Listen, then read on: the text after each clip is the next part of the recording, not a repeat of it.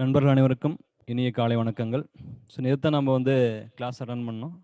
So இன்றைக்கி மீண்டும் நம்ம பார்க்கலாம். நேற்று எதோட முடிச்சோங்க? நேற்று நம்ம என்ன டாபிக் முடித்தோம்? கமெண்ட்ஸ் சொல்லுங்கள் பார்க்கலாம்.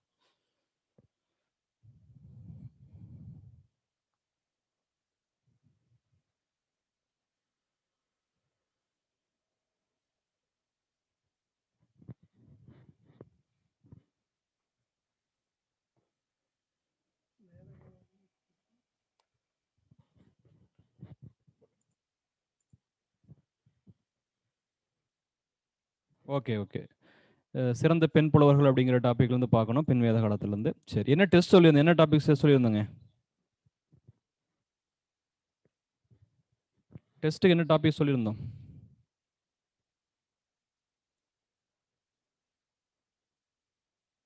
ஓகே, டுடே கொஸ்டின்ஸ் தான். ஓகே, என்ன டெஸ்ட் டாபிக் சொல்லியிருந்தோம்?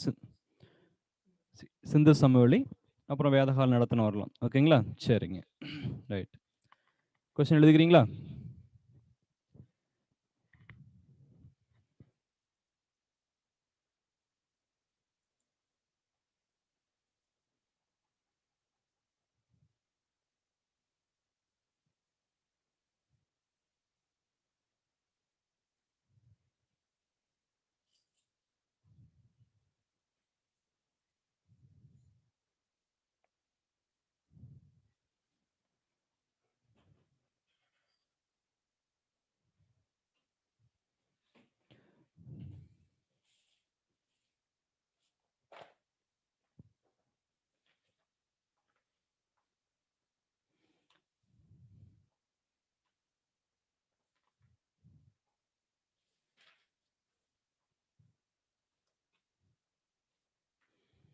சிந்துவெளி நாகரிகத்திற்கு முன்னோடி எனப்படுவது எது?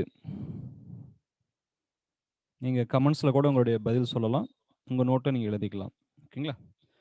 உங்களுடைய கமெண்ட் பாக்ஸில் உங்களுடைய பதிலை நீங்கள் சொன்னால் நான் பார்க்குறேன். அதே மாதிரி நீங்களும் கொஷின்ஸும் நோட்டில் எழுதிக்குங்க.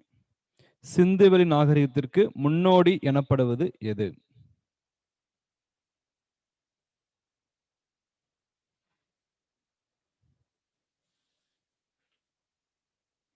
முதல் கேள்வி, சிந்துவெளி நாகரிகத்திற்கு முன்னோடி எனப்படுவது எது? சக்தி கரெக்டாக சொல்லியிருக்காங்க, செல்லக்கண்ணு கரெக்டாக சொல்லியிருக்காங்க, ரியல்மி அவங்களும் கரெக்டாக சொல்லியிருக்காங்க. Very good. சிவராஜன் தவறாக சொல்லியிருக்காரு. சுமேரியா அப்படிங்கிறது தவறு. சிந்து நாகரிகத்திற்கு முன்னோடி சுமேரியா என்று சொல்லியிருக்கார், அது தவறு. இங்கே மற்ற யாரும் கமெண்ட்ஸ் பண்ண மாட்டேங்கிறீங்களா? 4-5 பேர் தான் கமெண்ட்ஸ் பண்ணியிருக்கீங்க. பார்ட்டிசிபென்ட்ஸ் இன்வால்மெண்டோட பதில் சொன்னால் தான் நல்லாயிருக்கும். தங்கபாண்டியன் ஹரப்பாங்கிறாரு, அதுவும் தவறு. அருள் மெசபடோமியாங்கிறாரு, அதுவும் தவறு. பிரகாஷ் மெசபடோமியாங்கிறாரு, அதுவும் தவறு. நிறைய பேர் கரெக்டாக சொல்லியிருக்காங்க. நான் கரெக்டாக சொன்னதுக்கான எதை சொல்லலை, தவறான சொன்னது மட்டும் தான் நான் திருத்திட்டு இருக்கேன். மோகனா வேதகாலங்கிறாங்க, அதுவும் தவறு. எஜிப்து, அதுவும் தவறு. ரிக்வேத காலம் தவறு. சிந்து நாகரிகத்துக்கு அப்புறம் தான் ரிக்வேத காலமே வருது. அப்புறம் எப்படி அது முன்னோடின்னு சொல்ல முடியும்? சரி, உஷாரணி கரெக்டாக சொல்லியிருக்கீங்க. பிரபாகரன் தவறாக சொல்கிறாரு. செல்வகுமார் மொகஞ்சுதாரங்கிற, அதுவும் தவறு. ரைட்.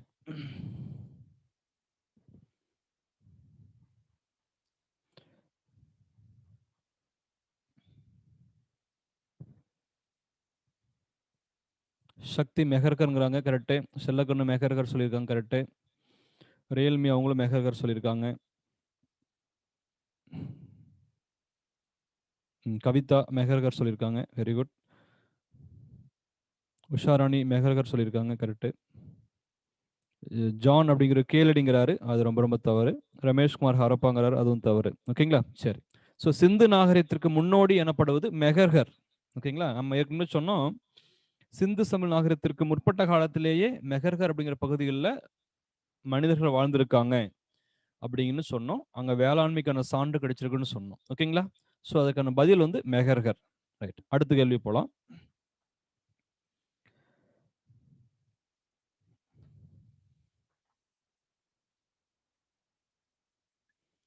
சிந்து மக்கள் கத்திகள் மற்றும் பிற கருவிகளை செய்வதற்கு எதை பயன்படுத்தினர்? கத்திகள் மற்றும் பிற கருவிகளை செய்வதற்கு எதை பயன்படுத்தினர்?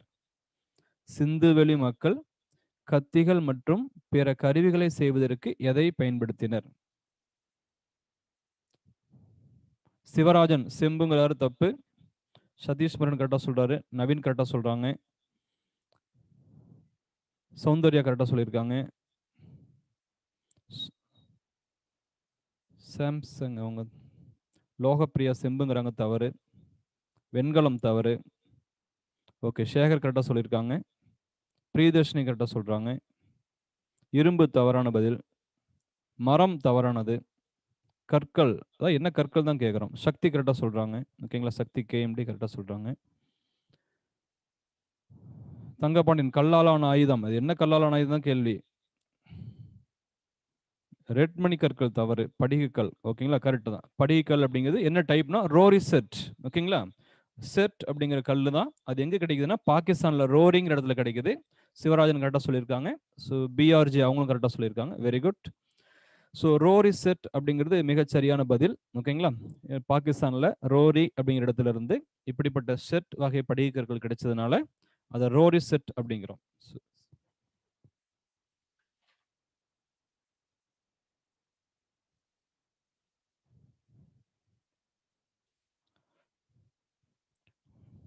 காம்பே வளைகுடா பகுதியில் அமைந்த சிந்து சமவெளி நகரம் எது? காம்பே வளைகுடா, இது ஒரு குரூப் 1 கேள்வி. ஓகேங்களா, காம்பே வளைகுடா பகுதியில் அமைந்த நகரம் எது? சதீஷ் முகுந்தன் கரெக்டா சொல்லியிருக்காங்க. Very good. செல்வகுமார் கரெக்டா சொல்றாங்க. சிவராஜன் கரெக்டா சொல்றாங்க. சக்தி கேஎம்டி தவறு. விக்கி விக்னேஷ் தவறு. என்பி கரெக்டு. பிரபாகரன் கரெக்டு. ஆனந்தகுமார் ரொம்ப தவறான பதிலுங்க. கலைச்செல்வி கரெக்டா சொல்றாங்க. கஸ்தூரி கரெக்டா சொல்லியிருக்காங்க. ரியல்மி அவங்க கரெக்டா சொல்லியிருக்காங்க. சுபத்ரா கரெக்டு. பிரவீன் சரியா சொல்லியிருக்காங்க. Very good. ஓகேங்களா, ஸோ நிறைய கரெக்டாக பதில் சொல்றீங்க. லோத்தல், ஓகேங்களா, குஜராத்தில் காம்பே வளைகுடா பகுதிகளில் சபர்மதி ஆற்றின் துணையாறான போகாவ் ஆற்றங்கரையில் இந்த லோத்தல் அப்படிங்கிற நகரம் அமைந்துள்ளது.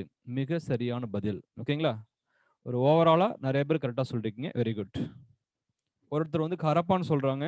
ஸோ அவங்களும் நல்ல பேசிக்காக அண்டர்ஸ்டாண்ட் பண்ணி படிக்கணும். ஓகேங்களா, சரியான பதில் வந்து லோத்தல்.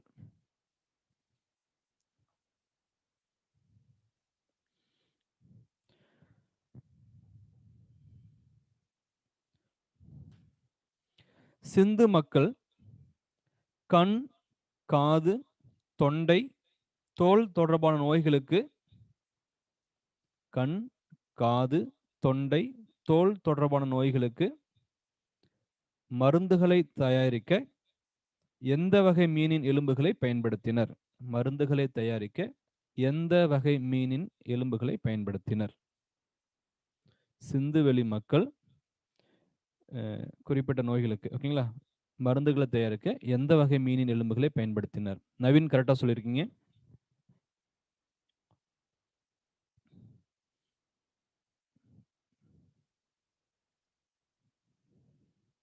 ஏற்கனவே கொஸ்டின்ல கூட கேட்டிருக்கேன்னு நினைக்கிறேன். கலைச்செல்வி கரெக்டா சொல்றாங்க.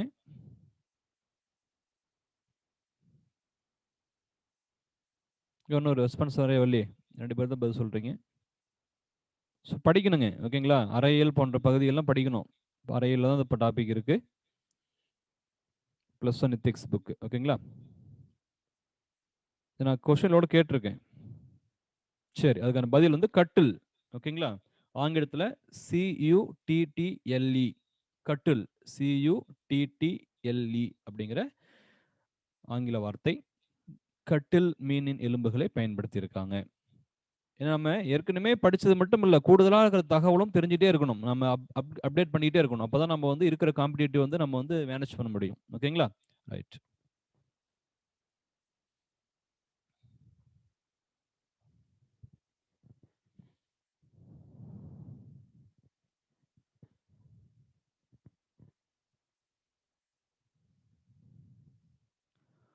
ஓகே, சிந்து சமவெளி நகரங்களில்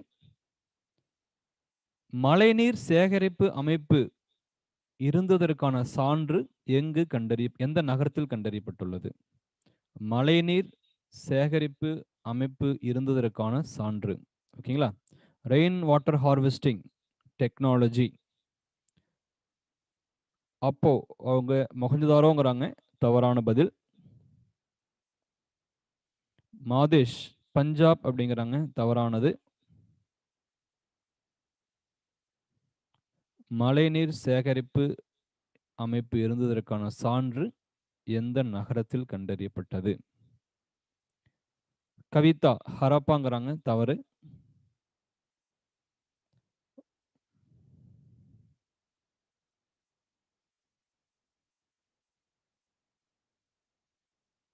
காளிபங்கன் சக்தி சொல்றாங்க, தவறு. மாதேஷ் பெருங்குளம் ஹரியானாங்கிறாங்க, தவறு. பெருங்குளம் அப்படிங்கிறது ஹரப்பாவுடைய இது. ஓகேங்களா? சரி. செல்வகுமார் ஷார்டுகைங்கிறாங்க, அதுவும் தவறு. சிவராஜன் குஜராத் தான். குஜராத்ல எந்த பகுதி? குஜராத்ங்கிறது ஆல்மோஸ்ட் ஸ்டேட் கரெக்ட் தான், பட் ஸ்பெசிஃபிக்கா எந்த நகரம்? நவீன் சொல்றாங்க, தவறு. ரைட், கற்பகம் கரெக்டா சொல்றாங்க. தோலவீரா. ஓகேங்களா? ஸோ தோலவீரா அப்படிங்கிறது தான் கரெக்டான பதில். லோத்தல் அப்படிங்கிறது கூட தவறு. ஸோ இங்க தோலவீரால தான் பார்த்தீங்கன்னா நிறைய வந்து நீர்த்தேக்கங்கள், ஓகேங்களா, நீர்த்தேக்கங்கள் கண்டுபிடிச்சிருக்காங்க. அதே மாதிரி மழைநீர் சேகரிப்பு இருந்ததுக்கான சான்றுகள் கிடைச்சிருக்கு. ஓகேங்களா? வாட்டர் ஹார்வெஸ்டிங் சிஸ்டம் அப்படிங்கிறது இங்க தான் ரொம்ப ரொம்ப டீட்டெயில்டா இருந்திருக்கு அப்படிங்கிறது ரொம்ப முக்கியமான பாயிண்ட். ஸோ இதுவும் கூட ஒரு டிஎன்பிசி குரூப் ஒன் அளவுல தேர்வுல எக்ஸாம் கொஸ்டின் தான் அது. பழைய தேர்வுல இருந்தது. ஸோ அதுக்கான பதில் வந்து தோலவீரா. நீங்க சில பேர் ஹரப்பான்னு சொல்றாங்க. ஏன்னா அங்க பெரும் குளம் இருக்கிறதுனால ஹரப்பான்னு சொல்றாங்க. ஸோ பெரும் குளம் அப்படிங்கிறது பார்த்தீங்கன்னா, அது not only for the water harvesting system. அது அவங்களுடைய கலாச்சாரத்தினுடைய முக்கிய பங்கா தான் இருந்ததே தவிர, அத நீர் தேக்கி வைக்கும் அந்த அந்த அந்த கருத்திற்காக இல்ல. ஓகேங்களா? ஸோ நீரை தேக்கி வைத்து அதை பயன்படுத்துகின்ற அந்த வாட்டர் ஹார்வெஸ்டிங் சிஸ்டத்துக்காக அங்க இருக்கிற சான்றுகள் எங்க அதிகமா கிடைச்சதுன்னா, கண்டிப்பா அது தோலவீரா தான். ஓகேங்களா? ஸோ இந்த தோலவீரா எங்க இருக்குன்னா, குஜராத்ல அ ரான் ஆஃப் கட்ச், ஹட்ச் வளைகுடா. ஓகேங்களா? நாம முன்னாடி வந்து லோத்தல் வந்து காம்பே வளைகுடா சொன்னோம். இங்க இந்த தோலவீரா வந்து ரான் ஆஃப் கட்ச், ஹட்ச் வளைகுடாவுல இருக்கு. ஓகேங்களா? ரைட். Very good. ஓகேங்களா? ஸோ அருள் சொல்றாரு, மொஹஞ்சதாரோவுல தானே சார் பெருங்குளம் இருக்கு அப்படிங்கிறாங்க. ஸோ அதான் ஏற்கனவே சொன்னேன் நானு. ஸோ மொஹஞ்சதாரோவுல பெருங்குளம் இருக்கு அப்படிங்கிறது ரைட்டு தான், இல்லைன்னு சொல்லல நானு. பட் என்ன பர்ப்பஸ்னா, முன்னாடி ஹரப்பான்னு சொல்லிட்டேன் நான். ஓகேங்களா? என்ன பர்ப்பஸ்னா, இது வந்து பார்த்தீங்கன்னா, அவங்களுடைய நீர் தேக்கி வைக்கும் அந்த பழக்கத்திற்காக இது பெரும்பான்மையா பயன்படுத்தப்படலைங்கிறது முக்கியமான விஷயம். ஓகேங்களா? ரைட். கிரேக்கர்கள் சிந்து சமவெளி நாகரிகத்தை எவ்வாறு அழைத்தனர்? இந்த பாயிண்ட்ல எக்ஸ்ட்ரா சொல்லியிருக்கேன்னு தெரியல. அதை கொஸ்டினா சொல்றேன். கிரேக்கர்கள் சிந்து சமவெளி நாகரிகத்தை எவ்வாறு அழைத்தனர்?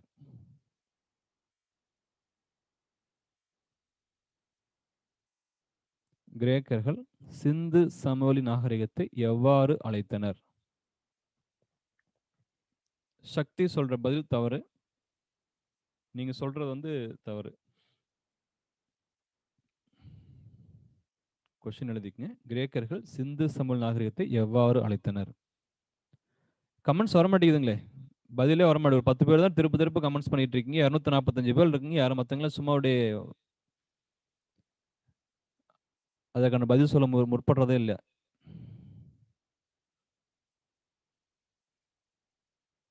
Right, okay. ஸோ இதுக்கான பதில் வந்து பருத்தியின் பூமி, லேண்ட் ஆஃப் காட்டன். ஓகேங்களா? கிரேக்கர்கள் என்ன சொல்றாங்க? பருத்தியின் பூமி, லேண்ட் ஆஃப் காட்டன் என்று சொல்கிறார்கள். ஸோ இதெல்லாம் முக்கியமான பாயிண்ட், எக்ஸ்ட்ரா பாயிண்ட் நோட் பண்ணிக்கங்க. ஸோ பருத்தியின் பூமி என்று அழைத்தார்கள்.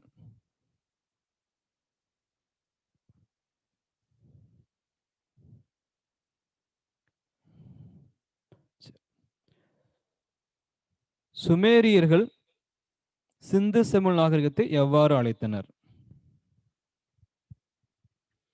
சிந்து சமவெளி நாகரிகத்தை எவ்வாறு அழைத்தனர்?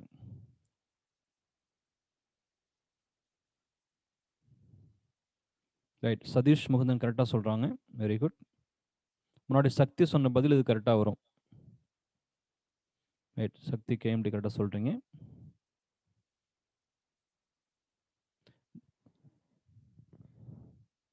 கோமதி சொல்ற பதில் தவறு.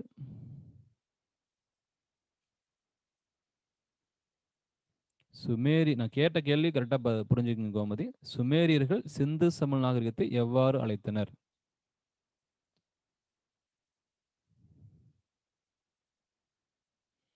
செல்லக்கண்ணு யார் சொன்னாங்கன்னு சொல்றீங்க? நான் கேட்கறது எவ்வாறு அழைத்தாங்கன்னு கேட்கிறேன். செல்லக்கண்ணு சொல்ற பதில் வந்து பாத்தீங்கன்னா, அந்த மாதிரி யார் சொன்னாங்கங்கிறதுக்கான பதில் சொல்றாரே தவிர, அவர்கள் சிந்து சமவெளி எவ்வாறு அழைத்தார்கள்ங்கிறது தான் கேள்வியே. ஓகே, மெலுகா. ஓகேங்களா? சுமேரியர் அரசன் அக்காடிய பேரரசின் நாரம்சின் அவருடைய யூனிஃபார்ம் கல்வெட்டு என்னன்னு சொல்றாருங்க? மெலுகா. ஓகேங்களா? லேண்ட் ஆஃப் மெலுகா அப்படிங்கிறாரு. ஓகேங்களா? ரைட்.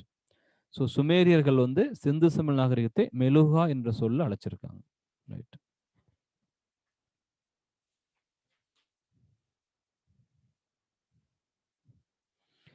ரிக்வேத கால சமூகத்தின் அடிப்படை அழகு என்ன?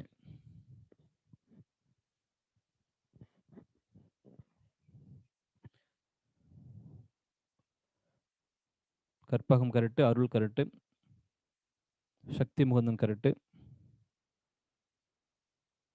Balaji correct, Kavitha correct, Priyadharshini correct, Kasthuri, Gayathri, Madhesh, Ruban Kumar, Praveen, Usharani, Sivarajan, okay, Bhuvana Sampath, ஓகேங்களா, ரமேஷ், ரைட். அதுக்கான பதில் குலம் அல்லது குடும்பம். மிகச் சரியான பதில், ரொம்ப கரெக்டா சொல்லியிருக்கீங்க. குலம் அல்லது குடும்பம். ரிக்வேதத்தில் அஸ்வா என்ற சொல் எதை குறிக்கும்? அஸ்வா என்ற சொல் எதை குறிக்கும்? அருள், கஸ்தூரி, கீர்த்தனா, வினோதா, தங்கபாண்டியன், பிரியதர்ஷினி, லோகப்பிரியா, ரமேஷ், மோகன்ராஜ், பிரவீன், இளமதி, சௌந்தர்யா, வனிதா. ஓகே, எல்லாமே கரெக்டா சொல்றீங்க. குதிரை, சரி, எத்தனை முறை இடம்பெற்றுள்ளது? How many time it's occurs இன் ரிக்வேதா? எத்தனை முறை இடம்பெற்றுள்ளது? Very good, 215. Super, very good, very good. 215. Right. சரி, அடுத்த கேள்விக்கு போகலாம்.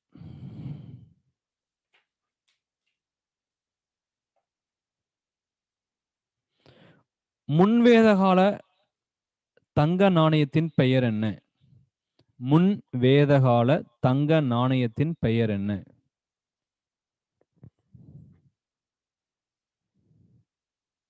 Okay, correct. அருள்குமார், பிரியதர்ஷினி, காயத்ரி, மாதேஷ், நிஷ்கா. ஓகேங்களா? நிஷ்கம் அல்லது நிஷ்கா அப்படிங்கிறாங்க. ஸோ தங்க நாணயத்தின் பெயர் வந்து நிஷ்கா.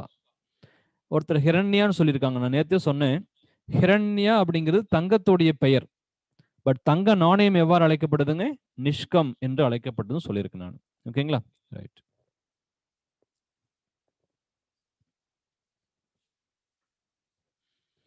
ஆரியர்கள் பூர்வீக மக்களை எவ்வாறு அழைத்தனர்? பூர்வீக மக்களை எவ்வாறு அழைத்தனர்?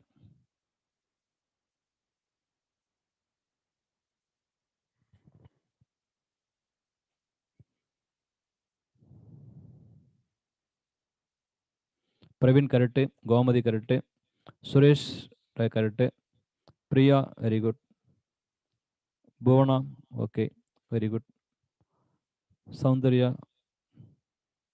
Usharani, Lokeshwari, Arulkumar very good, right.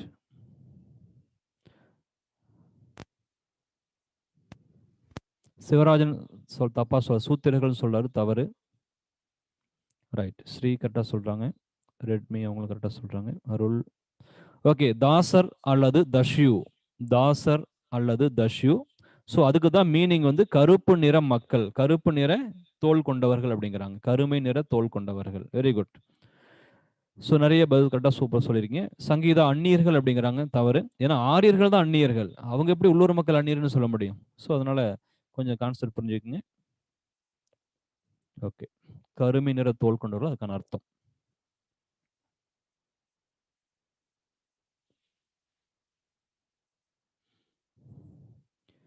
இந்திரனுடைய வேறு பெயர் என்ன?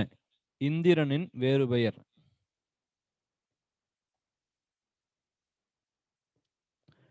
ஓகே, பிஆர்ஜே கரெக்டா சொல்றாங்க, கற்பகம் கரெக்டா சொல்றாங்க, அருள்குமார் கரெக்டா சொல்றாங்க, உஷாராணி கரெக்டா சொல்றாங்க, பிரியா, தேன்மொழி அக்னிங்கிறாங்க தவறு, ரம்யா ரவி கரெக்டா சொல்றாங்க, முத்துசாமி கரெக்டா சொல்றாரு, பிரியா கரெக்டா சொல்றாங்க. ஓகே, புரந்தரன். ஓகேங்களா? ஸோ புரந்தரன் அப்படின்னா கஸ்தூரி சொல்றாங்க, அதுக்கு பதில் கோட்டையை அழிப்பவர். ஸோ கரெக்ட், ரெண்டுமே கரெக்ட். Right, very good. படகு, படகை குறிப்பதற்கு பயன்படுத்திய வார்த்தை. படகை குறிக்க பயன்படுத்திய வார்த்தை.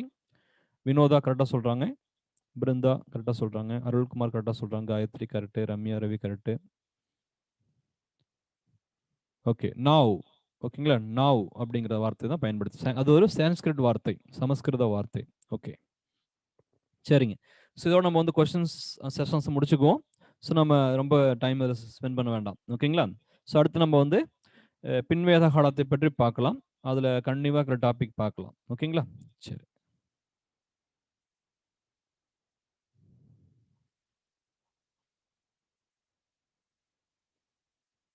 சிறந்த பெண் புலவர்கள் பார்த்தோம். இதே முன்வேத காலத்துல யார் சொன்னாங்க? முன்வேத காலத்தின் சிறந்த பெண் புலவர்களாக நம்ம யாரை பார்த்தோம்?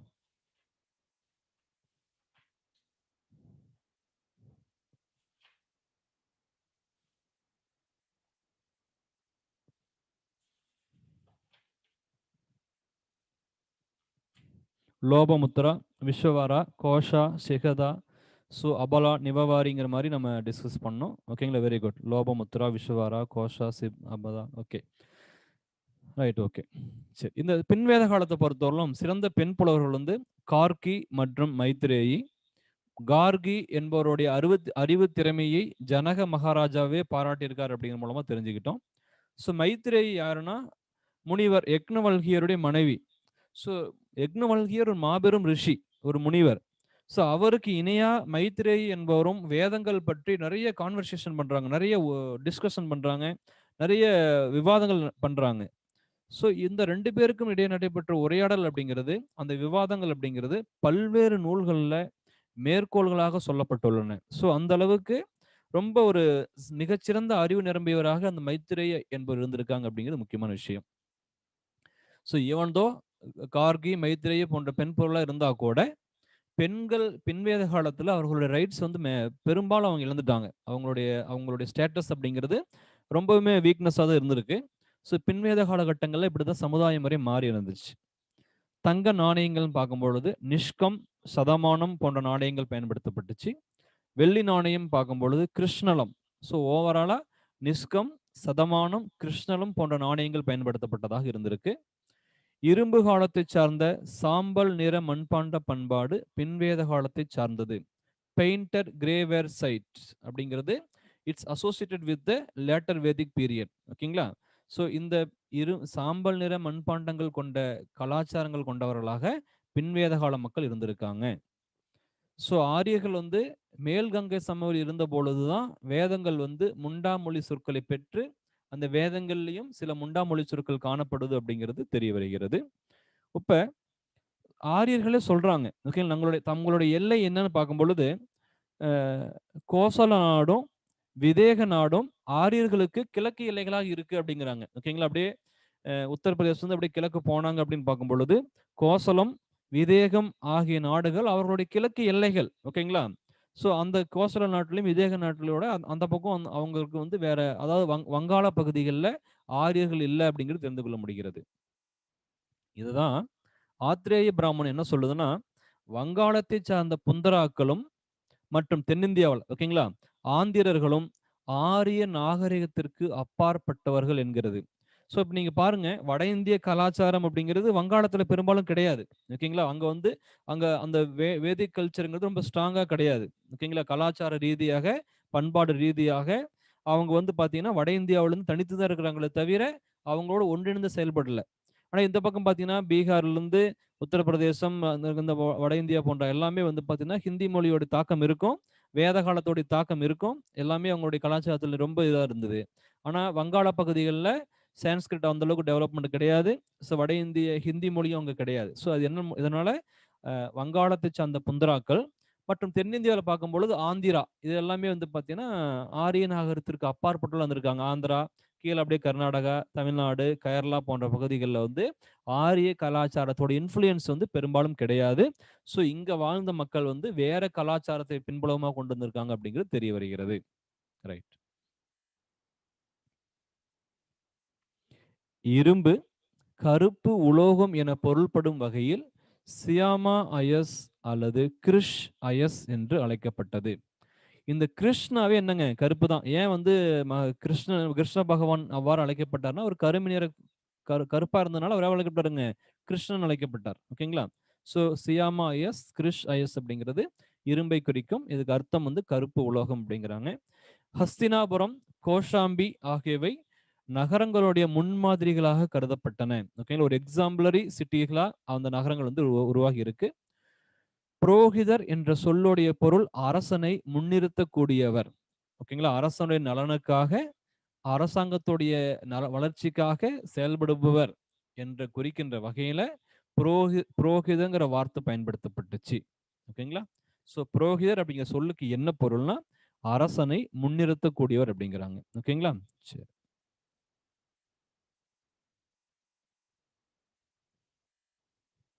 அயஸ் அப்படின்னா செம்பு, பட் சியாமா அயஸ், கிருஷ் அயஸ் அப்படிங்கிற வார்த்தைகள் வந்து இரும்பை தான் குறிக்கும் அப்படிங்கிறாங்க. ஓகேங்களா?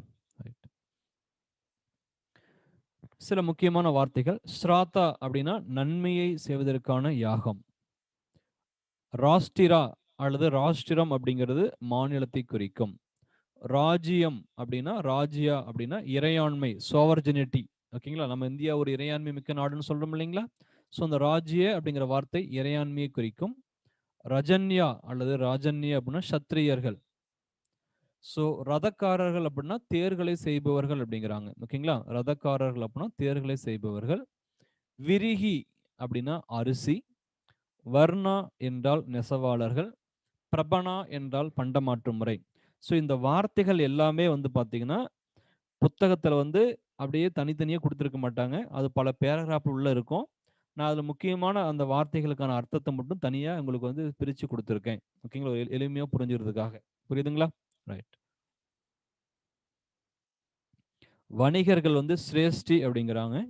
வணிக குழுக்கள், ட்ரேடு கில்டு, ஓகேங்களா, கணங்கள் என்ற பெயர் அழைக்கப்படுது. ஸோ வேத காலத்திலையும் வணிக குழுக்கள் இருந்திருக்காங்க. அந்த வணிகர்களுடைய குழு எவ்வாறு அழைக்கப்படுதுங்க? கணங்கள் அப்படிங்கிறோம். நம்ம வந்து பல்லவர்கள் காலம், சோழர்கள் காலம், பாண்டியர் காலத்தில் நிறைய வணிக குழுக்கள் பார்த்துருப்போம். என்ன சொன்னுங்க? சுதேசி, நானாதேசி போன்றவெல்லாம் பார்த்தோம் இல்லைங்களா? மணி கிராமத்தார், ஐநூற்றவர். ஸோ அதே போன்று வேத காலத்திலையும் வணிக குழுக்களுடைய செயல்பாடுகள் இருந்திருக்கு. அவை கணங்கள் என்று அழைக்கப்பட்டிருக்கு. பருத்தி என்பது கர்பஷா என்று அழைக்கப்பட்டிருக்கு. கொலாலா என்பவர்கள் வந்து மண்பாண்டங்கள் செய்பவர்கள், அதாவது குயவர்கள் அப்படிங்கிறோம் இல்லைங்களா? ஸோ அவர்கள் வந்து கொலாலா என்று அழைக்கப்பட்டிருக்காங்க. கோத்திரம், குளம், கோத்திரம் என்ற கோட்பாடு தோன்றியது. கோத்திரம் என்றால் அதுக்கு என்ன பொருள்னா நேரடியான டைரக்ட் மீனிங், லிட்ரல் மீனிங் வந்து ஆட்டுக்கெடா. ஓகேங்களா? ஸோ கோத்திரம் என்ற வார்த்தைக்கு டைரக்டான மீனிங் வந்து ஆட்டுக்கெடா அப்படிங்கிறாங்க. ஸோ அதர்வண வேதத்துல யானை, யானை பாகன் ஆகியோர்களை பற்றி குறிப்பிடப்பட்டுள்ளது. சதபத பிராமணத்தில் கூறப்படும் ருத்ரனுடைய வேறு பெயர்கள் என்னென்ன பெயர்னு பார்க்கும் பொழுது பசுமனும்பதி, கமா சர்வா, கமா பவா, கமா பகிகா. ஸோ இந்த பெயர்கள் எல்லாம் யாரை பற்றி குறிப்பிடப்பட்டுள்ளது? ருத்ரன். எதில் குறிப்பிடப்பட்டுள்ளது? சதபத பிராமணத்தில் குறிப்பிடப்பட்டுள்ளது. ஓகேங்களா? ஒரு பொது மூதாதையரிடமிருந்து உருவாகும் தலைமுறை. இது வம்சாவளி, கொடிவழி அல்லது பரம்பரை என்று அழைக்கப்படுகிறது. ஸோ கோத்திரம் அப்படிங்கிற கோட்பாடு சொன்னோம் இல்லைங்களா? அதுக்கான மீனிங் முன்னாடி சொன்னோம், ஆட்டுக்கரைன்னு சொன்னோம். பட் அதுக்கான காமன் அடிப்படையில் பொதுவான அர்த்தம் பார்க்கும் பொழுது ஒரு பொது மூதாதையரிடமிருந்து உருவாகும் தலைமுறை அல்லது வம்சாவளி அல்லது கொடிவழி அல்லது பரம்பரைன்னு அழைக்கப்படுகிறது. ஓகேங்களா? பிரஜாபத்தியம் எனும் நிச்சயிக்கப்பட்ட திருமண முறை சமுதாயத்தில் மதிக்கப்பட்டது. அரசனுக்கு மக்கள் செலுத்திய வரிகள் பாலி, சுல்க், பாகா.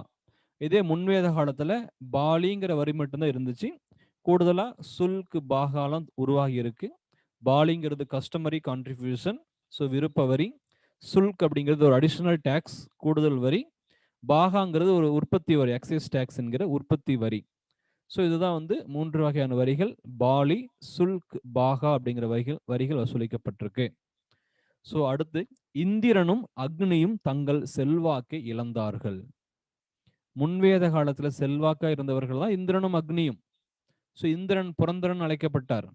இந்திரனுக்கு அடுத்தபடியாக அக்னி முக்கியத்துவம் பெற்றிருந்தார். ஸோ மனிதர்கள் செய்கின்ற யாகத்துடைய பலன்கள் வந்து கடவுளுக்கு சென்று சேர்க்கக்கூடிய இணைப்பு பாலமாக அக்னி செயல்பட்டார்னு பார்த்தோம். ஸோ இது எல்லாம் ரொம்ப டோட்டலா டிராஜிஸ்டிக்கா மாறிடுச்சு. இந்த காலகட்டங்கள்ல யாரு முக்கியத்துவம் பெறுகிறார்கள் என்றால், பிரஜாபதி எனும் படைப்புக்கும் கடவுள், விஷ்ணு என்கிற காக்கும் கடவுள், ருத்ரன் என்கிற அழிக்கும் கடவுள். ஸோ இதுதான் வந்து ரிலிஜியஸ் ரீஜியன்ல மாறி இருக்கு. பிரஜாபதி, விஷ்ணு, ருத்ரன் போன்றவர்கள் முக்கியத்துவம் பெற்றார்கள். ஓகேங்களா? ரைட். ஸோ இதுதான் வேதகாலம், பின் வேதகாலம் அப்படிங்கிறது. ஓகேங்களா? இதுல சாம்பல் நிற மண்பாண்ட பண்பாடுங்கிறது பின்வேத காலத்தை சார்ந்தது. ஓகேங்களா? இன்னும் ஒரு பாயிண்ட் கூடுதலா சொல்றேன், எழுதிக்கங்க. எதுல? முன்வேத காலத்துல பழுப்பு நிற மண்பாண்ட பண்பாடு முன்வேத காலத்தை சார்ந்தது. எழுதிக்கங்க. பழுப்பு நிற மண்பாண்ட பண்பாடு முன் வேத காலத்தை சார்ந்தது. சாம்பல் நிறம்ங்கிறது பின்வேத காலம், பழுப்பு நிற மண்பாண்ட பண்பாடுங்கிறது முன்வேத காலத்தை சார்ந்தது. ஓகேங்களா? ஓகே, மெட்டீரியல் இருந்தது அப்படின்னா ஓகே, எல்லோ. ஓகேங்களா? Right, super.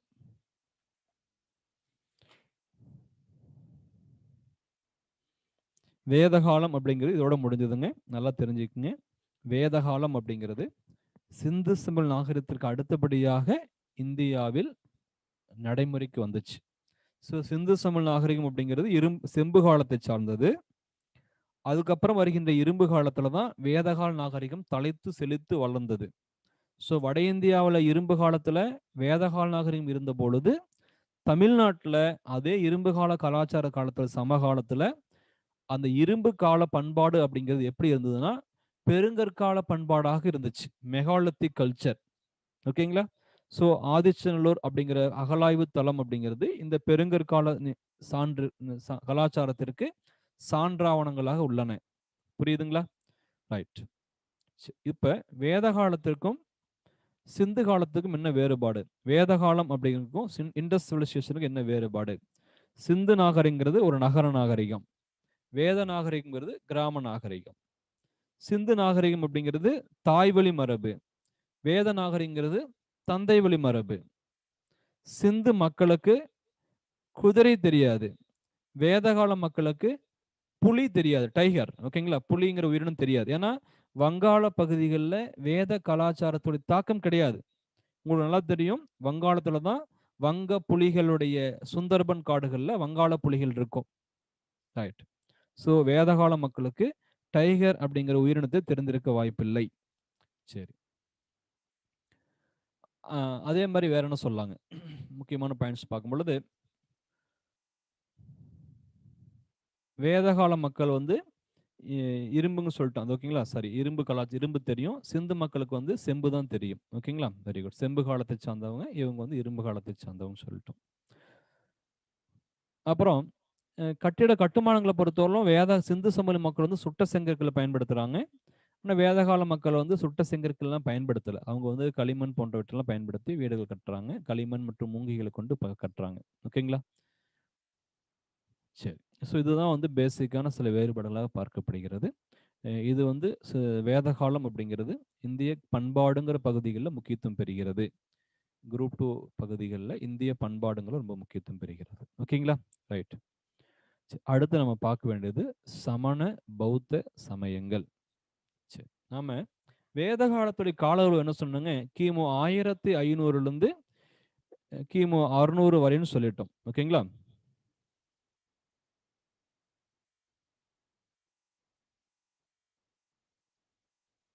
ஓகேங்க. உங்களுக்கு டி கிளாஸ்க்கு வந்து நாங்கள் நடத்தாமல் இருக்கிற டாபிக் நோட் பண்ணிக்கிறேன் நானும்.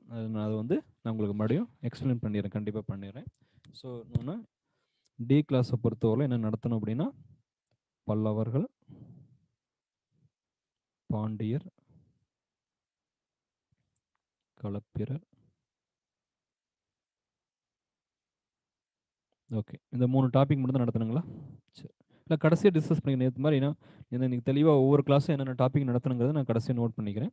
ஸோ அது நம்ம நடத்தி முடிச்சிடலாம். ஓகேங்களா, ஒன்றும் பிரச்சனை இல்லை. ரைட்டு, சமண பௌத்த சமயங்கள் பற்றி பார்ப்போம். முன்னாடி சொன்ன மாதிரி வேதகாலம் அப்படிங்கிறது கிமு 1500 கிமு 600 வரை உள்ள காலம்னு சொல்லிட்டோம். அது ரெண்டா பிரிச்சோம், முன்வேத காலம், பின்வேத காலம். முன்வேத காலம் அப்படிங்கிறது கிமு 1500 கிமு 1000 வரை உள்ள காலம் முன்வேத காலம்னு சொல்லிட்டோம். பின்வேத காலம் அப்படின்னா கிமு 1000 கிமு 600 வரை உள்ள காலத்தை பின்வேத காலம்னு சொல்லிட்டோம். ஸோ கிமு 600 அப்படின்னா கிமு 6ஆம் நூற்றாண்டு. புரியுதுங்களா? கிமு 600 600 அப்படிங்கிறது கிமு 6ஆம் நூற்றாண்டு. ஸோ அப்போ இந்த கிமு 6ஆம் நூற்றாண்டு அல்லது 600 அப்படிங்கிற காலகட்டங்களில் பின்வேத கலாச்சாரம் அது உச்சத்தில் இருந்துச்சு. மகாஜனபதங்களுடைய ஆட்சி நடைபெற்றன. மகதம், அங்கம், குரு, பாஞ்சாலம், காந்தாரம், விதேகம், இந்த தேசங்கள் எல்லாம் வட இந்தியாவில் ஆட்சி பண்ணிக்கிட்டு இருக்காங்க.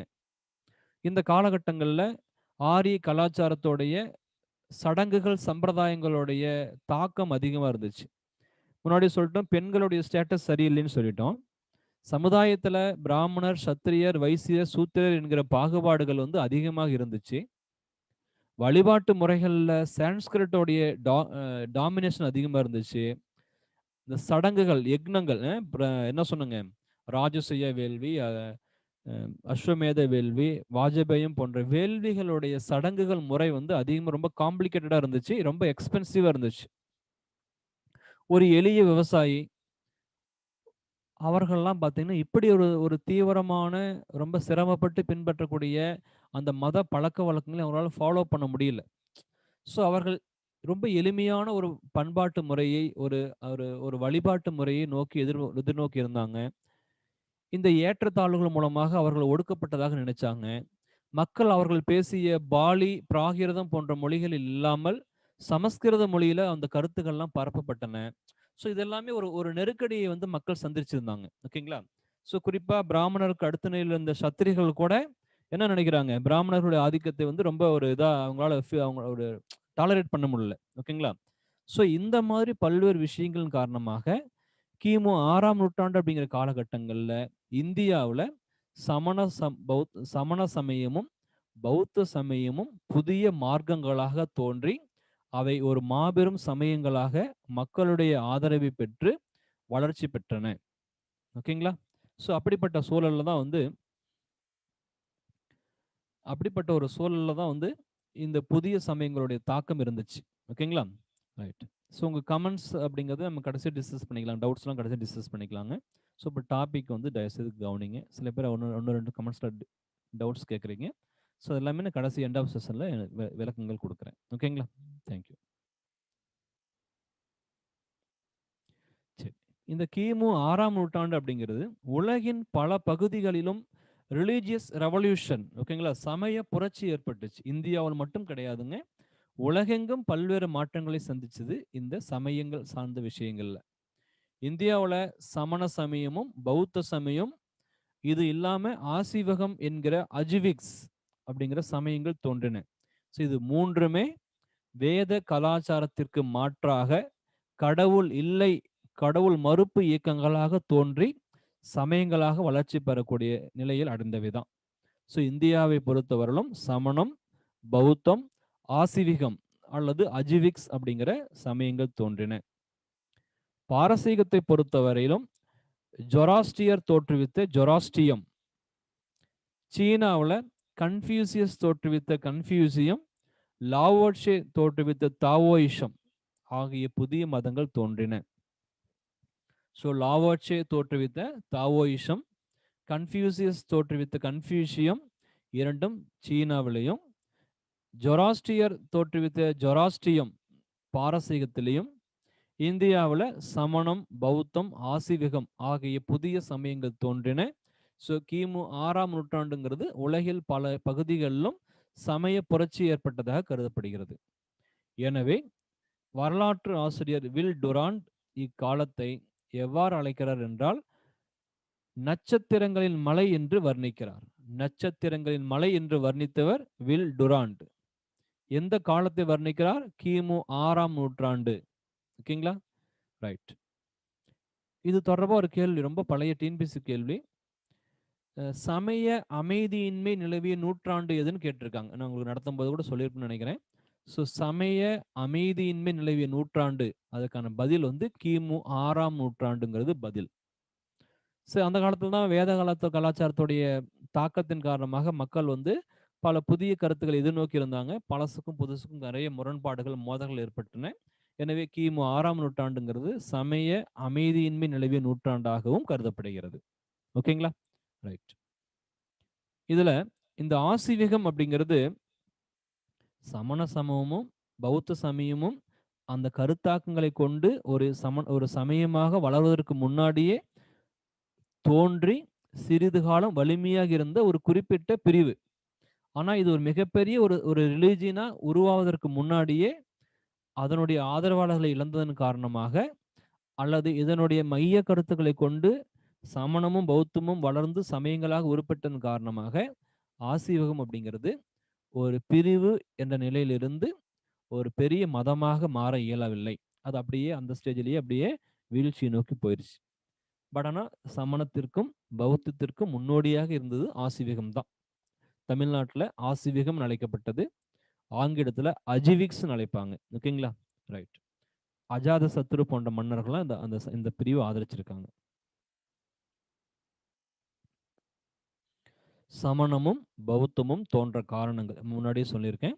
பின்வேத காலத்தின் சிக்கலான சடங்குகள், வேள்விகள், செலவுமிக்க வழிபாட்டு சடங்கு முறைகள், சமுதாய பாகுபாடுகள், ஏற்றத்தாழ்வுகள், எளிய மக்களுக்கு தொடர்பில்லாத சமஸ்கிருதத்தின் வழிபாட்டு முறைகள், இது எல்லாமே சமணம் பௌத்தம் தோன்றுவதற்கான அடிப்படை காரணங்களாக இருந்துள்ளன. ரைட். அடுத்து நாம சமண சமயம் பற்றி பார்ப்போம். ஜெயினிசம்.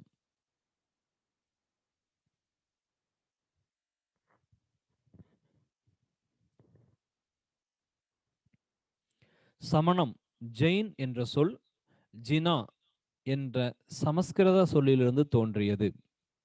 ஓகேங்களா? ஸோ சமணம் அப்படிங்கிறது ஜைனா அல்லது ஜினா என்கிற சமஸ்கிருத சொல்லில் தோன்றியது. இதன் பொருள் தன்னையும் வெளி உலகத்தையும் வெல்வது. ஸோ ஜினா என்றால் தன்னையும் வெளி உலகத்தையும் வெல்வதுங்கிற கருத்தில் இருந்து தான் சமணம் அல்லது ஜெயினிசம் அப்படிங்கிற அந்த வேர்டு, அந்த சொல் வந்து உருவாகி இருக்கு. சமண சமயம் 24 தீர்த்தங்கரர்களை மையமாக கொண்டுள்ளது.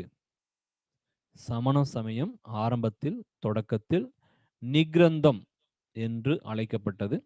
அதாவது இந்த சமணம் என்ற இந்த நம்பிக்கை மார்க்கம் ஆரம்ப காலகட்டங்களில் நிக்ரந்தம் என்று அழைக்கப்பட்டுள்ளது. இதன் பொருள் தலைகளிலிருந்து விடுபட்டது. என்ன சொல்றாங்க? தலைகளிலிருந்து விடுபட்டது. தலைகள் அப்படின்னா மனிதனுடைய துன்பங்கள், துயரங்கள், ஆசை, இது போன்று ஏற்படுகின்ற அவர்களுடைய இப்படிப்பட்ட அறியாமை போன்றவற்றிலிருந்து அவர்களை விடுவிப்பது அப்படிங்கிறது தான் கருத்து. தலைகளிலிருந்து விடுபட்டது அப்படிங்கிறாங்க. வர்த்தமான மகாவீரரின் தலைமையிலான பிரிவு சமணம் என்ற ஒரு சமயமாக, மதமாக மலர்ந்தது. வர்த்தமானர் என்றால் செழிப்பு, ப்ராஸ்பரிட்டி என்று பொருள். மகாவீரர் என்றால் கிரேட் லீடர் அல்லது கிரேட் வீரர். ஓகேங்களா? தலை சிறந்த வீரர் என்பது பொருள். ஓகேங்களா? வர்த்தமானர் என்றால் செழிப்பு, மகாவீரர் என்றால் தலை சிறந்த வீரர், ஜீனர் என்றால் வென்றவர் அல்லது உலகை வென்றவர் என்பது பொருள். ஜீனர் என்றால் வென்றவர் அல்லது உலகை வென்றவர் என்பது பொருள். மகாவீரரை பௌத்த இலக்கியங்கள் நிகாத நதபுத்தா என்று அழைக்கின்றன. கேள்விகள் கேட்கலாம். பௌத்த இலக்கியங்களில் மகாவீரர் எவ்வாறு அழைக்கப்பட்டார்? இதுதான் நான் உங்களுக்கு கொஸ்டின்லயும் கொடுத்திருக்கேன். நிகாத நதபுத்தா என்று அழைக்கப்பட்டிருக்கார். சமண சமய பாரம்பரியங்களின்படி சமண சமயத்தை தோற்றுவித்தவர் ரிஷபதேவர் என்கிற ஆதிநாதர். நம்ம காமனா சமண சமயத்தை தோற்றுவித்தவர் யார் என்றால் மகாவீரர் அப்படிங்கிறோம். ஆனா மகாவீரரால் சொல்லப்படுகின்ற அந்த விஷயத்தை பார்க்கும் பொழுது அந்த சமண சமயத்தை பின்பற்றுகின்ற மக்களுடைய கருத்து என்னன்னா, இது சமணம் அப்படிங்கிறது மகாவீரர் காலத்திற்கு முற்பாடி பல நூற்றாண்டுகளுக்கு முன்னாடி இருந்திருக்கு. ஸோ அப்படிப்பட்ட சூழல்ல இந்த சமயத்தை யார் ஸ்தாபிச்சாங்க அப்படின்னா, அந்த சமயத்தை பின்பற்ற மக்களுடைய நம்பிக்கையின்படி அதை தோற்றுவித்தவர் வந்து ரிஷபதேவர் என்கிற ஆதிநாதர். ஓகேங்களா? அதுதான் அவர்களுடைய நம்பிக்கை. இந்த ரிஷபதேவர் என்கிற ஆதிநாதர் தான் சமண சமயத்துடைய முதல் தீர்த்தங்கரர். தீர்த்தங்கரர் என்றால் பிறவி பெருங்கடல் கடந்த ஞானி என்பது ஆகும். ஸோ சமண சமயம் அப்படிங்கிறது 24 தீர்த்தங்கர்களை மையமா கொண்டதுன்னு சொல்லிட்டோம். நம்ம என்ன சொல்றோம்? 24வது தீர்த்தங்கரரான மகாவீரர் தான் இந்த சமயத்தை தோற்றுவித்தார்னு சொல்றோம். ஆனா அந்த அந்த அந்த மதத்தை பின்பற்றவர் என்ன சொல்றாங்க? ஸோ இவர் வந்து எங்களுடைய 24வது தீர்த்தங்கரர் தாங்க. எங்களுடைய முதல் தீர்த்தங்கரரான ஆதிநாதரான ரிஷபதேவர் தான் எங்களோட உண்மையான ஃபவுண்டர் அப்படிங்கிறாங்க. ஓகேங்களா? என்ன விஷயம்னா, ஈவன் தோ ரிஷபதேவர் காலத்திலேயே இந்த இந்த இந்த நம்பிக்கைகள் குறித்த ஒரு கருத்தாக்கம் கொள்கையில் உருவாகி இருந்தா கூட, அந்த கொள்கை, அந்த கருத்து மக்களுடைய செல்வாக்கை பெற்று, ஆதரவை பெற்று, ஒரு முழுமையான, ஒரு இறுதியான, ஒரு முழு வடிவம் பெற்ற மதமாக எப்ப மலர்ந்ததுன்னு பார்த்தீங்கன்னா, மகாவீரர் காலத்துல தான் உருவாகி இருக்கும். புரியுதுங்களா? ஸோ அதனால தான் வரலாற்று பாடத்திட்டங்களில சமண சமயத்தை தோற்றுவித்தவர் யார் என்று கேட்டால், மகாவீரர் அப்படிங்கிறது தான் சரியானது. ஓகேங்களா? ரைட். நம்ம இந்த 24 தீர்த்தங்கரர்கள்ல சில முக்கியமான சில பேர் மட்டும் பார்க்கலாம். ஸோ ஒவ்வொரு தீர்த்தங்கரருக்கும் அவருடைய சின்னம் என்ன உருவகப்படுத்தப்பட்டிருக்கு, அவருக்குரிய பெண் தெய்வமாக யாரை சொல்லியிருக்காங்கன்னு பார்க்கலாம்.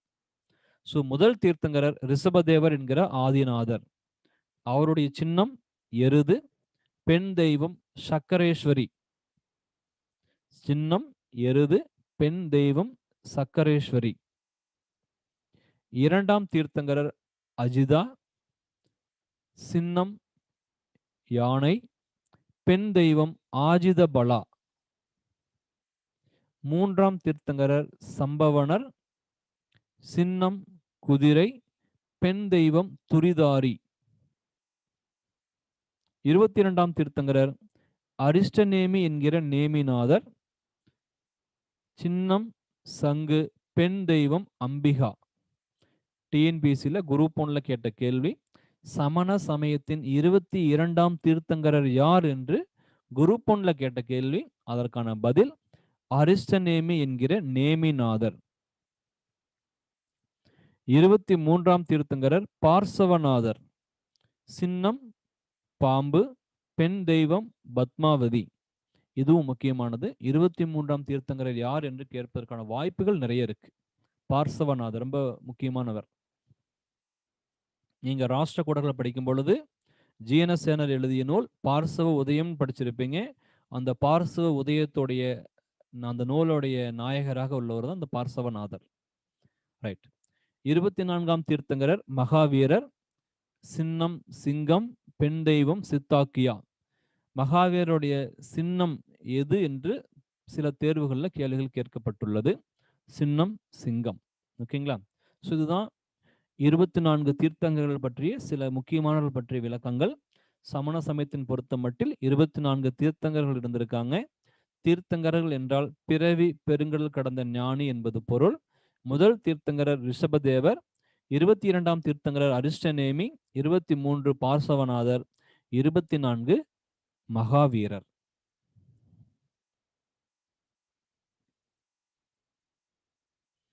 யஜுர்வேதத்தில் ரிஷபர், அஜிதா, அரிஷ்டநேமி ஆகிய 3 தீர்த்தங்கர்கள் பற்றிய குறிப்புகள் உள்ளன. கேள்விகள் கேட்கலாம். ரிஷபர், அஜிதா, அரிஷ்டநேமி ஆகிய 3 தீர்த்தங்களை பற்றி எந்த வேதத்தில் குறிப்பிடப்பட்டுள்ளது? நான் கொஸ்டின் கூட கேட்டிருக்கேன். எந்த வேதத்தில் குறிப்பிடப்பட்டுள்ளது என்றால் பதில் யஜுர்வேதம். ஓகேங்களா? ரைட். அடுத்து இந்த மகாவீரரை பற்றி பார்க்கலாம். இந்த மகாவீரர் தான் இந்த சமயத்தை தோற்றுவித்தார். அவர் எப்படி ஒரு வர்த்தமான மகாவீரர் என்ற பெயரை பெற்று ஒரு சமண சமயத்தை வளர்த்தெடுத்தார் என்று பார்க்கலாம். ஸோ சமணத்தை தோற்றுவித்தவர் வர்த்தமான மகாவீரர். பிறந்த ஆண்டு கிமு 540. ஸோ இந்த கிமு 540 சில தோராயமான ஆண்டுகள் தாங்க, ரொம்ப அக்யூரேட்டா இருக்காது. சில புத்தகங்களை மாறி மாறி இருக்கும் அப்படிங்கிறது நிதர்சனமான உண்மை. ஒரு ஒரு ஒரு அப்ராக்சிமேட்ல தெரிஞ்சு வச்சுக்கலாம். ஓகேங்களா? கிமு 540 தெரிஞ்சு வச்சுக்கலாம். பிறந்த இடம் வைசாலிக்கு அருகில் உள்ள குந்த கிராமம். முக்கியமான பாயிண்ட்டுங்க. எங்க பிறந்தாருங்க? வைசாலிக்கு அருகில் உள்ள குந்த கிராமம்ங்கிறது முக்கியமான விஷயம். ஓகேங்களா? இயற்பெயர் வர்த்தமானர். வர்த்தமானர்னா செழிப்பானவர்னு சொல்லிட்டோம். வர்த்தமானர். தந்தையின் பெயர் சித்தார்த்தர். சித்தார்த்தர் வந்து நானாத்திரிகா இனக்குழுவை சார்ந்த ஒரு சத்திரிய மன்னன். ஓகேங்களா? ஸோ இவர்கள் மகாவீரரும் சரி, புத்தரும் சரி, சத்திரிய மரபை சார்ந்தவர்கள் தான், அரச குடும்பத்தை சார்ந்தவர்கள் தான். ஓகேங்களா? ஸோ தந்தையின் பெயர் சித்தார்த்தர். அவர் நானாத்திரிகா இனக்குழுவை சார்ந்த சத்திரிய மன்னர். தாய் திரிஷலா, லிச்சாவி தேசத்தின் இளவரசி. மனைவி யசோதை. மகள் அனோஜா பிரியதர்ஷனா. ஓகேங்களா? இன்னும் ஒரு பாயிண்ட் எழுதிக்கங்க. மரபு வஜ்ஜி மரபு. வா வஜ்ஜி மரபு. மரபு என்ன மரபுங்க? வஜ்ஜி. வா இஜ்ஜி வஜ்ஜி மரபு. ஓகேங்களா? ரைட். ஸோ இவர்களுடைய மரபு வஜ்ஜி மரபுன்னு சொல்லிட்டு பழைய புத்தகங்களை கொடுத்துருக்காங்க. அந்த ஒரு பாயிண்ட் ஆட் பண்ணிக்கோங்க. இவர் தனது 30வது வயதில் அட் ஏஜ் ஆஃப் 30 ஓகேங்களா துறவு வாழ்க்கையை மேற்கொண்டார். கோசல மாஸ்கர புத்தரை சந்தித்து 6 ஆண்டுகள் அவருடன் தங்கியிருந்தார். இந்த கோசல மாஸ்கர புத்தர் யாருன்னா, இவர் தான் அந்த ஆசிவிகம் அல்லது அஜிவிக்ஸ் என்ற பிரிவுடைய தலைவர். ஸோ ஆரம்பத்துல ஆசிவிக கருத்துக்களை உருவாக்கிய கோசல மாஸ்கர புத்தருடைய கொள்கைகளை ஃபாலோ பண்ணிக்கிட்டு அவரு கூட 6 ஆண்டுகள் தங்கி இருக்காரு. பட் ஒரு கட்டத்துல தனக்கென்ற ஒரு புதிய பாதையை தேடி அல்லது அறிவை தேடி தனியாக போய் அந்த அந்த துறவரத்தின் மூலமாக தவத்தின் மூலமாக அறிவை பெற்று ஒரு புதிய மார்க்கத்தை உருவாக்கியிருக்காரு. ஓகேங்களா? ரைட். 12 ஆண்டுகள் துறவற வாழ்க்கைக்கு பின் 42வது வயதில் ரிஜிபாலிகா ஆற்றங்கரையில் சால் மரத்தின் அடியில் கைவல்யா என்கிற உயரிய ஆன்மீக அறிவை பெற்றார். கேள்விகள் கேட்கலாம். மகாவீரர் பெற்ற உயரிய ஆன்மீக அறிவு எவ்வாறு அழைக்கப்பட்டது? பதில் கைவல்யா. ஓகேங்களா? எந்த மரத்தின் அடியில்? ஷால் மரத்தின் அடியில். எந்த ஆற்றங்கரையில்? ரிஜிபாலிகா ஆற்றங்கரையில். ஓகேங்களா? இதெல்லாம் முக்கியமானது.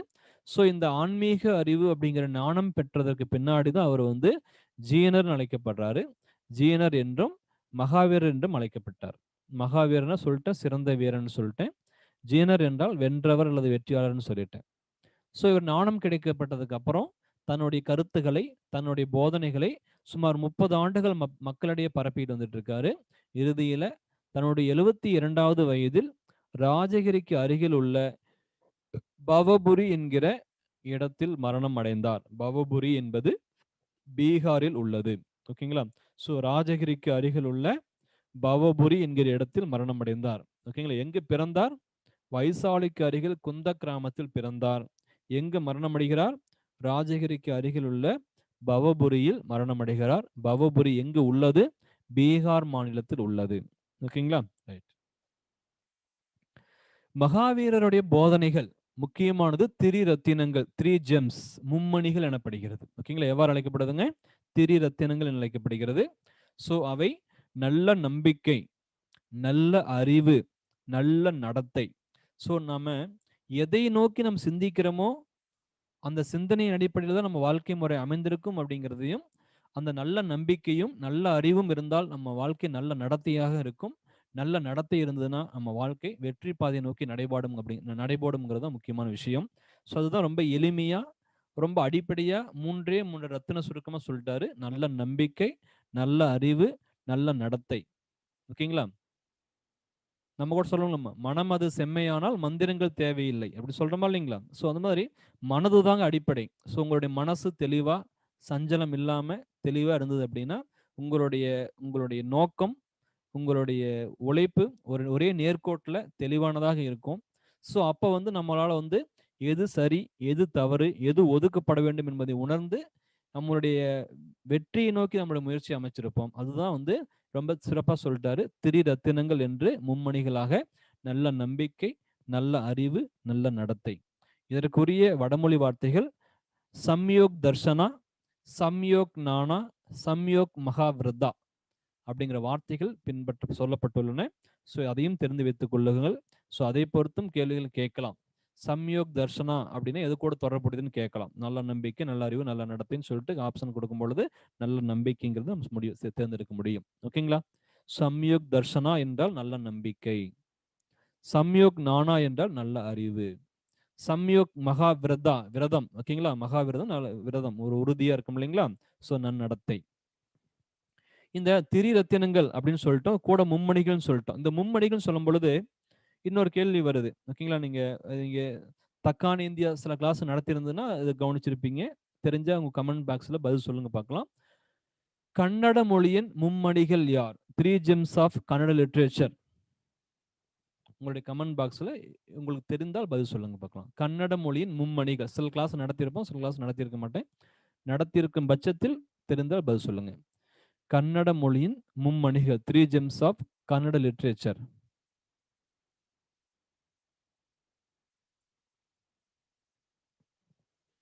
கவிதா கரெக்டா சொல்றாங்க. ஆனந்தகுமார் கரெக்டா சொல்றாங்க. பிஆர்ஜே கரெக்டா சொல்றாங்க. Prakash very good. Arul correct. Kasthuri very good. Priyadharshini correct. தப்பு. ரம்யா ரவி கரெக்டா சொல்றாங்க. ஓகே. பம்பா, ராணா, பொன்னா. ஓகேங்களா? பம்பா, ராணா, பொன்னா இவங்க தான் எவ்வாறு அழைக்கப்பட்டாங்க? கன்னட மொழியுடைய மும்மூர்த்தி, மும்மணிகள், 3 gems அப்படிங்கிறாங்க. பம்பா, ராணா, பொன்னாங்கிறது மிகச் சரியானது. ஓகேங்களா? Very good. தேங்க்யூ. ரைட். சமண சமயத்துடைய 5 முக்கிய கொள்கைகள், ஓகேங்களா? 5 பிலாசபிஸ் வந்து 5 பிரின்சிபல்ஸ், அதுதான் வந்து பஞ்ச மகாவிரதம் அப்படிங்கிறாங்க. ஓகேங்களா? ஸோ முன்னாடி சொன்னது வந்து மகாவீரருடைய போதனைகள் தான் திரிரத்தினம் அப்படிங்கிறோம். ஸோ சமணத்துடைய 5 கொள்கைகள்னு பார்க்கும் பொழுது 5 இம்பார்ட்டன்ட் பிரின்சிபல்ஸ்னு பார்க்கும் பொழுது அது என்னன்னு பார்க்குறோம். அகிம்சை, சத்தியம், அஸ்தேயம், தியாகம், பிரம்மச்சரியம். ஸோ இது 5 தான் 5 முக்கிய கொள்கைகளாக சமணம் வலியுறுத்துகிறது. அதை தான் பஞ்ச மகாவிரதம் என்கிறோம். அகிம்சை என்றால் கொல்லாமை, பிற உயிர்களுக்கு தீங்கு செய்யாமை. சத்தியம் என்றால் உண்மையை பேசுவது, பொய் பேசாமை. அஸ்தேயம் என்றால் திருடாமை. ஓகேங்களா? தியாகம் என்றால் பொருள் பற்றின்மை, அபரிக்கிரகா. ஸோ அதிகப்படியான செல்வங்களை சேர்த்து காசுகளை வந்து அடுத்தவனை துன்புறுத்தி ஏமாற்றி பொய் பேசி சம்பாதிக்கணும் அவசியம் கிடையாது. நமக்கு தேவையான அத்தியாவசியமான பொருள் மட்டும் இருந்தா போதும். அளவற்ற செல்வங்கள் மீது ஈர்ப்பு வேண்டாம் அப்படிங்கிறது குறிப்புன்றதுதான் தியாகம் அப்படிங்கிறாங்க. அதுதான் பொருள் பற்றின்மையை குறிக்கிறது. அதுதான் அபரிக்கிரகா என்றார்கள். ஓகேங்களா? அடுத்து 5வது பிரம்மச்சரியம், புலனடக்கம், துறவரம். ரொம்ப தீர்க்கமான, ரொம்ப துறவர வாழ்க்கை. ஜெயினிசம், சமண துறவிகள் வந்து பார்த்தீங்கன்னா ரொம்ப கடுமையான அந்த மத பழக்கங்களை பின்பற்றி துறவர வாழ்க்கையை மேற்கொள்ளக்கூடியவர்கள். ஓகேங்களா? ஸோ இந்த 5 கொள்கைகள் முக்கியம். அகிம்சை, சத்தியம், அஸ்தேயம், தியாகம், பிரம்மச்சரியம். இந்த பிரம்மச்சரிய கருத்து தான் சமணத்தோடைய ரொம்ப ரொம்ப ரொம்ப தீவிரமான கருத்தா இருந்துச்சு. இன்னும் சொல்ல போனா சமணம் ஒரு குறிப்பிட்ட காலத்திற்கு அப்புறம் மக்களுடைய செல்வாக்கை பெற முடியாம போனதுக்கு காரணமே இந்த 5வது கொள்கை தான். இந்த கொள்கையின்படி சமண சமயத்தை சார்ந்த துறவிகள் என்ன பண்ணுங்க? உண்ணா நோன்பு இருந்து துறவற வாழ்க்கையை மேற்கொண்டு உண்ணா நோன்பு இருந்து உயிர் துறக்கணும். ஓகேங்களா?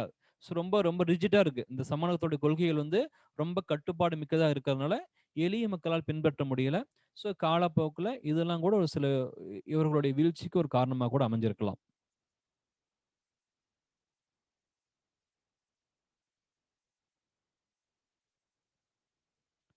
மோட்சம் என்பது பிறப்பு, இறப்பு போன்ற சுழற்சியிலிருந்து விடுதலை பெறுதல். ஓகேங்களா? ஸோ வீடு பேறு அடைதல் அப்படிங்கிறோம். ஹிந்து சமயம் இதை தான் வலியுறுத்துது. ஸோ இதே போன்ற கருத்துக்களையும் தான் அவங்களும் சொல்லியிருக்காங்க. ஸோ மோட்சம், ஒரு மரணத்திற்கு பின்னாடி மீண்டும் மீண்டும் ஒரு உயிரினமாக பிறப்பெடுக்க கூடாது. அதன் காரணமாக அடுத்த பிறவி இல்லாம அளவுக்கு இந்த பிறவியிலேயே நாம் என்ன பண்ணணுங்க? நல்லதுகளை செய்து நல்ல வெற்றியை சிந்திச்சு நல்ல வாழ்க்கையை வாழணும். அதன் மூலமாக மோட்சம் அப்படிங்கிற அந்த ஆன்மீக இதை வந்து பெற முடியும் அப்படிங்கிறத சொல்றாங்க. சமணத்துடைய முதல் 4 கொள்கைகளை உருவாக்கியவர் பார்சவநாதர். அதில் பிரம்மச்சரியத்தை சேர்த்து 5 கொள்கைகளாக வரைமுறை செய்தவர் மகாவீரர். ஸோ மகாவீரர் காலத்துல தான் பிரம்மச்சரிய கருத்துக்கள் சேர்க்கப்பட்டு 5 கொள்கைகளாக சமண சமயத்தோட கொள்கைகள் வந்து இறுதி செய்யப்பட்டுள்ளன. ஸோ இதுதான் வந்து அந்த கருத்து. எல்லா சமயமும் பிளவுகளுக்கு உட்பட்டதுதான். சமண சமயம் அதற்கு விதிவிலக்கு இல்லை. ஸோ சமண சமயத்தில் 2 பிளவுகள் தோன்றின. இப்பிளவுகள் மகாவீரர் மரணித்து 500 ஆண்டுகளுக்கு பின் சுமார் கிபி 79 டு 82 போன்ற காலகட்டங்கள் ஏற்பட்டிருக்கலாம் அப்படிங்கிறாங்க. ஸோ அந்த 2 பிரிவுகள் என்னென்னு பார்க்குறோம். ஒன்று திகம்பரர்கள், மற்றொன்று ஸ்வேதாம்பரர்கள். சமண சமயத்தில் ஏற்பட்ட 2 பிரிவுகள் என்னன்னு கேட்கலாம். ஒன்று திகம்பரர்கள், மற்றொன்று ஸ்வேதாம்பரர்கள் அப்படிங்கிறது. திகம்பரர்கள் அதனுடைய தலைவர் வந்து பத்ரபாகு. இவங்க ரொம்பவுமே வந்து ரொம்ப ஆச்சாரமானவங்க, ஓகேங்களா. வைதீகமான சமண சமயத்துடைய கொள்கைகளை பழமைவாதிகளாக பின்பற்றக்கூடிய சீரர்களாக இருக்காங்க. இவங்க வந்து பாத்தீங்கன்னா ஆடைகள் உடுத்த மாட்டாங்க. எனவே திக்குகள் எனப்படும் திசைகளையே ஆடையாக உடுத்தியவர்கள் என்று கருதப்படக்கூடியவர்கள். எனவே இவர்கள் திகம்பரர்கள் என்று அழைக்கப்பட்டாங்க. இவர்கள் வந்து ஆடைகளை உடுத்துவது கிடையாது. அதற்கு பதிலாக திக்குகள் எனப்படும் என் திசைகளையே ஆடையாக உடுத்தியவர்கள் என்று கருதப்பட்டார்கள். எனவே அதன் அடிப்படையில் திகம்பரர்கள் என்று அழைக்கப்பட்டாங்க. இவங்க வந்து ரொம்ப பழமைவாத கொள்கைகளை பின்பற்றிய ஒரு வைதீகமான பழமைவாதிகள். இவர்களுடைய கருத்தின் பிரகாரம் பெண்கள் மோட்சத்தை அடைய இயலாது என்ற நம்பிக்கை கொண்டவர்களாக பழமைவாத கருத்துக்கள் கொண்டவர்களாக இருந்திருக்காங்க. ஓகேங்களா. ஸோ திகம்பரர்கள் என்றால் திக்குகள் எனப்படும் திசைகளையே ஆடையாக உடுத்தியவர்கள் என்பதுதான் முக்கியமான பாயிண்ட். அடுத்து இரண்டாவது ஸ்வேதாம்பரர்கள். ஸ்வேதாம்பர்கள் என்றால் அதன் தலைவர் வந்து ஸ்தூலபாகு. இவர்கள் பார்த்தீங்கன்னா வெண்ணிற ஆடையை உடுத்தியவர்கள். வடமொழியில வெண்ணிறத்தை குறிக்கும் சொல் வந்து ஸ்வேதம். ஸ்வேதா அப்படின்னா ஸ்வேதா அப்படின்னா வெண்ணிறம் என்ற அர்த்தம். ஓகேங்களா. ஸோ வெண்ணிற ஆடை உடுத்துவர்கள் என்பது அவர்கள் ஸ்வேதாம்பர்னு அழைக்கப்பட்டாங்க. இவர்கள் வந்து கொஞ்சம் ஃபார்வர்டான சிந்தனை, முற்போக்கு சிந்தனை கொண்டவர்களாக இருந்திருக்காங்க. ஸோ இது 2 முக்கியமான பாயிண்ட். ஸோ திகம்பர்கள் என்பவர்கள் வந்து ஆடைகளை உடுத்தாத பிரிவினர். திக்குகள் எனப்படும் திசைகளையே ஆடையாக உடுத்தியுள்ளதாக கருதப்பட்டவர்கள். ஸ்வேதாம்பர்கள் என்றால் வெண்ணிற ஆடை உடுத்தியவர்கள். அதாவது தமிழ்நாட்டுல சமணத்துடைய தாக்கம் இருந்திருக்கு, ரொம்ப கடுமையா இருந்த காலகட்டத்திலும் இருந்திருக்கு. இப்போ சில சமுதாய பிரிவுகள்ல கணவன் இருந்ததுக்கு அப்புறமா பெண்கள் வந்து பாத்தீங்கன்னா வெண்ணிற ஆடை உடுத்துறாங்க. ஓகேங்களா. விதவை பெண்கள் வந்து வெண்ணிற ஆடை உடுத்துறாங்க இல்லைங்களா. இதுக்கான காரணம் எங்கிருந்து வந்திருக்கலாம் அப்படிங்கிறதுனா கொஞ்சம் ஆராய்ந்து பார்த்தோம்னா, ஸோ சமண சமயத்தை சார்ந்த வெண்ணிற ஆடை உடுத்தியவர்களுடைய தாக்கம் தமிழகத்தில் இருந்ததன் காரணமாக ஸோ ஒரு காலகட்டத்துக்கு ஒரு அன்றாட வாழ்க்கையில விதவை பெண்களும் வந்து ஒரு ஆல்மோஸ்ட் அவங்க வந்து வாழ்க்கையில எந்த விதமான ஒரு இதுவும் இல்லாம ஒரு துறவற வாழ்க்கையை வாழ்கின்றார்கள் அப்படிங்கிற கருத்தை உணர்த்தும் விதமாக வெண்ணிற ஆடை உடுத்திருக்கலாம். ஓகேங்களா. ஸோ ஏன் இந்த நம்பிக்கை வந்தது அப்படிங்கிறதுக்கான ஒரு ஒரு ஒரு ஒரு கனெக்டிவிட்டி என்னன்னு பார்த்தோம்னா இதுதான் முக்கியமான காரணமா இருந்திருக்கணும். ஸோ அதுதான் வந்து பார்த்தீங்கன்னா விதவை பெண்கள் வந்து வெண்ணிற ஆடையை உடுத்தக்கூடிய பழக்கம் வந்து ஏற்பட்டிருக்கலாம். ஓகேங்களா. அவங்க என்ன அர்த்தம்னா ஸோ அவங்க அதுக்கப்புறம் வந்து ஆல்மோஸ்ட் ஒரு துறவற வாழ்க்கை அளவுக்கு அவங்க வந்து உயர்வான இடத்தை பிடிச்சிடுறாங்க. ஸோ அதுதான் ஸோ அவர்கள் சமுதாயம் ஆரம்ப காலத்தில் உயரத்தை தூக்கி தான் பிடிச்சிருக்கு. ஆனால் காலப்போக்கில் அதை வந்து நம்ம ஒரு அபசகுணத்தின் அடையாளமாக கொண்டு ஸோ அப்படிப்பட்ட விதவை பெண்களை வந்து நம்ம வந்து ஒரு வெறுத்து ஒதுக்கி அவலவும் நிகழ்ந்ததையும் பார்த்துருக்கோம். ஸோ இதெல்லாமே காலப்போக்கில் ஏற்பட்ட மாற்றங்கள். ஓகேங்களா. பட் ஆனால் ஆரிஜினா பார்க்கும் பொழுது ஸோ அவங்க வந்து ஒரு துறவரம் அப்படிங்கிற ஒரு உயர்ந்த நிலைக்கு போனாங்க அப்படிங்கிற குறிக்கின்ற வகையில தான் சமண சமயத்துடைய அந்த அடி ஒற்றி தான் வெண்ணிற ஆடை உடுத்தி அதன் மூலமாக அந்த பழக்கம் ஏற்பட்டிருக்கலாம். ரைட். ஸோ திகம்பரர்கள் அப்படிங்கிறது ஒன்று, ஸ்வேதாம்பர்கள் வந்து 2 பிரிவு. சமண சமயத்துடைய வளர்ச்சிக்காக 2 மாநாடுகள் நடைபெற்றுள்ளன. முதல் மாநாடு கிமு 3ஆம் நூற்றாண்டுல ஸ்தூலபாக தலைமையில பாடலிபுத்திரத்தில் நடைபெற்றது. முக்கியமான விஷயம் அங்க 12 அங்கங்கள் என்ற நூல்கள் தொகுக்கப்பட்டன. அங்கங்கள் 12 அங்கங்கள் அப்படி தொகுக்கப்பட்டுச்சு. இது முதல் மாநாட்டுல. 2ஆம் மாநாடு கிபி 5ஆம் நூற்றாண்டுல குஜராத் மாநிலத்தில் உள்ள வாலாபி அல்லது வல்லபியில் நடைபெற்றது. இதன் தலைவர் தேவாதி கிறிஸ் மர்மனா என்பவர் தலைமையில் நடைபெற்றது. இதனுடைய முக்கிய அம்சம் 12 உப அங்கங்கள் தொகுக்கப்பட்டன. ஸோ முதல் மாநாட்டில் 12 அங்கங்களும் 2ஆம் மாநாட்டில் உப அங்கங்களும் தொகுக்கப்பட்டன. ஓகேங்களா. ஸோ இது முக்கியமான பாயிண்ட். யார் எங்க நடைபெற்றிருக்கிறது முக்கியம். ஸோ 2ஆம் மாநாடுங்கிறது கிபி 5ஆம் நூற்றாண்டு. அப்ப கிபி 5ஆம் நூற்றாண்டுல வட இந்தியாவில் குப்த பேரரசு ஆட்சி நடைபெறும் பொழுது அந்த மாநாடு நடைபெற்றுள்ளது. குஜராத் மாநிலம் வாளாபி அல்லது வல்லபியில இந்த மாநாடு நடைபெற்றுள்ளது. ஓகேங்களா? ரைட்.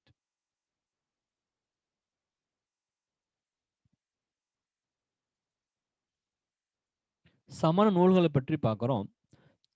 தொடக்க கால சமண நூல்கள் அச்சரங்க சூத்திரம், சூத்திர கிருதங்கம், கல்ப சூத்திரம், இது எல்லாமே தொடக்க கால சமண நூல்களாக சொல்லப்பட்டுள்ளன. அச்சரங்க சூத்திரம், சூத்திர கிருதங்கம், கல்ப சூத்திரம். சமண சமயத்தின் புனித நூல்கள்.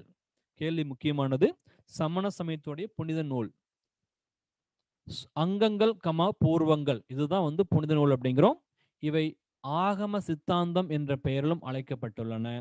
ஸோ முக்கியமான பாயிண்ட், சமண சமயத்தின் புனித நூல் எதுன்னு கேட்கலாம். அங்கங்கள் கமா பூர்வங்கள், அது ஆகம சித்தாந்தம் என்றும் அழைக்கப்படுகிறது. பொதுவா சமண நூல்கள் எழுதப்பட்ட மொழி அர்த்த மகதி. என்ன மொழியில் எழுதப்பட்டதுங்க? அர்த்த மகதியில் எழுதப்பட்டுள்ளது. இது ஒரு முக்கியமான பாயிண்ட். சமண நூல்கள் எந்த மொழியில் எழுதப்பட்டன என்ற கேள்விக்கு கேட்க வாய்ப்பு இருக்கு. அர்த்த மகதி. மகாவீரரின் தலைமை சீடரான கௌதம சுவாமி மகாவீரரின் போதனைகளை தொகுத்தார். அவைதான் ஆகம சித்தாந்தம் என்று அழைக்கப்படுகிறது. நம்ம சொன்னோம் இல்லைங்களா, அந்த ஆகம சித்தாந்தம் என்னென்ன சொன்னோம்? அங்கங்கள் பூர்வங்கள் என்கிற புனித நூல்கள். ஸோ இதை யார் தொகுத்ததாக சொல்லப்படுகிறது? மகாவீரருடைய தலைமை சீடரான கௌதம சுவாமி தொகுத்திருக்காரு. எதை தொகுக்கிறாருங்க? மகாவீரருடைய போதனைகளை தொகுப்பு தான் அங்கங்கள் பூர்வங்கள் என்றும் அவைதான் ஆகம சித்தாந்தம் என்றும் அறியப்படுகின்றன. ஓகேங்களா? ரைட்.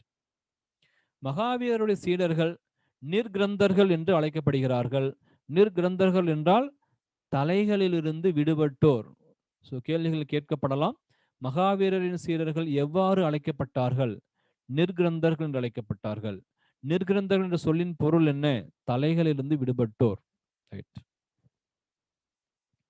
ஸோ இதுக்கப்புறமா சமணம் சார்ந்த முக்கியமான நினைவு சின்னங்களையும் அதனுடைய கட்டிடக்கலைகளை பற்றியும் பார்க்கலாம்.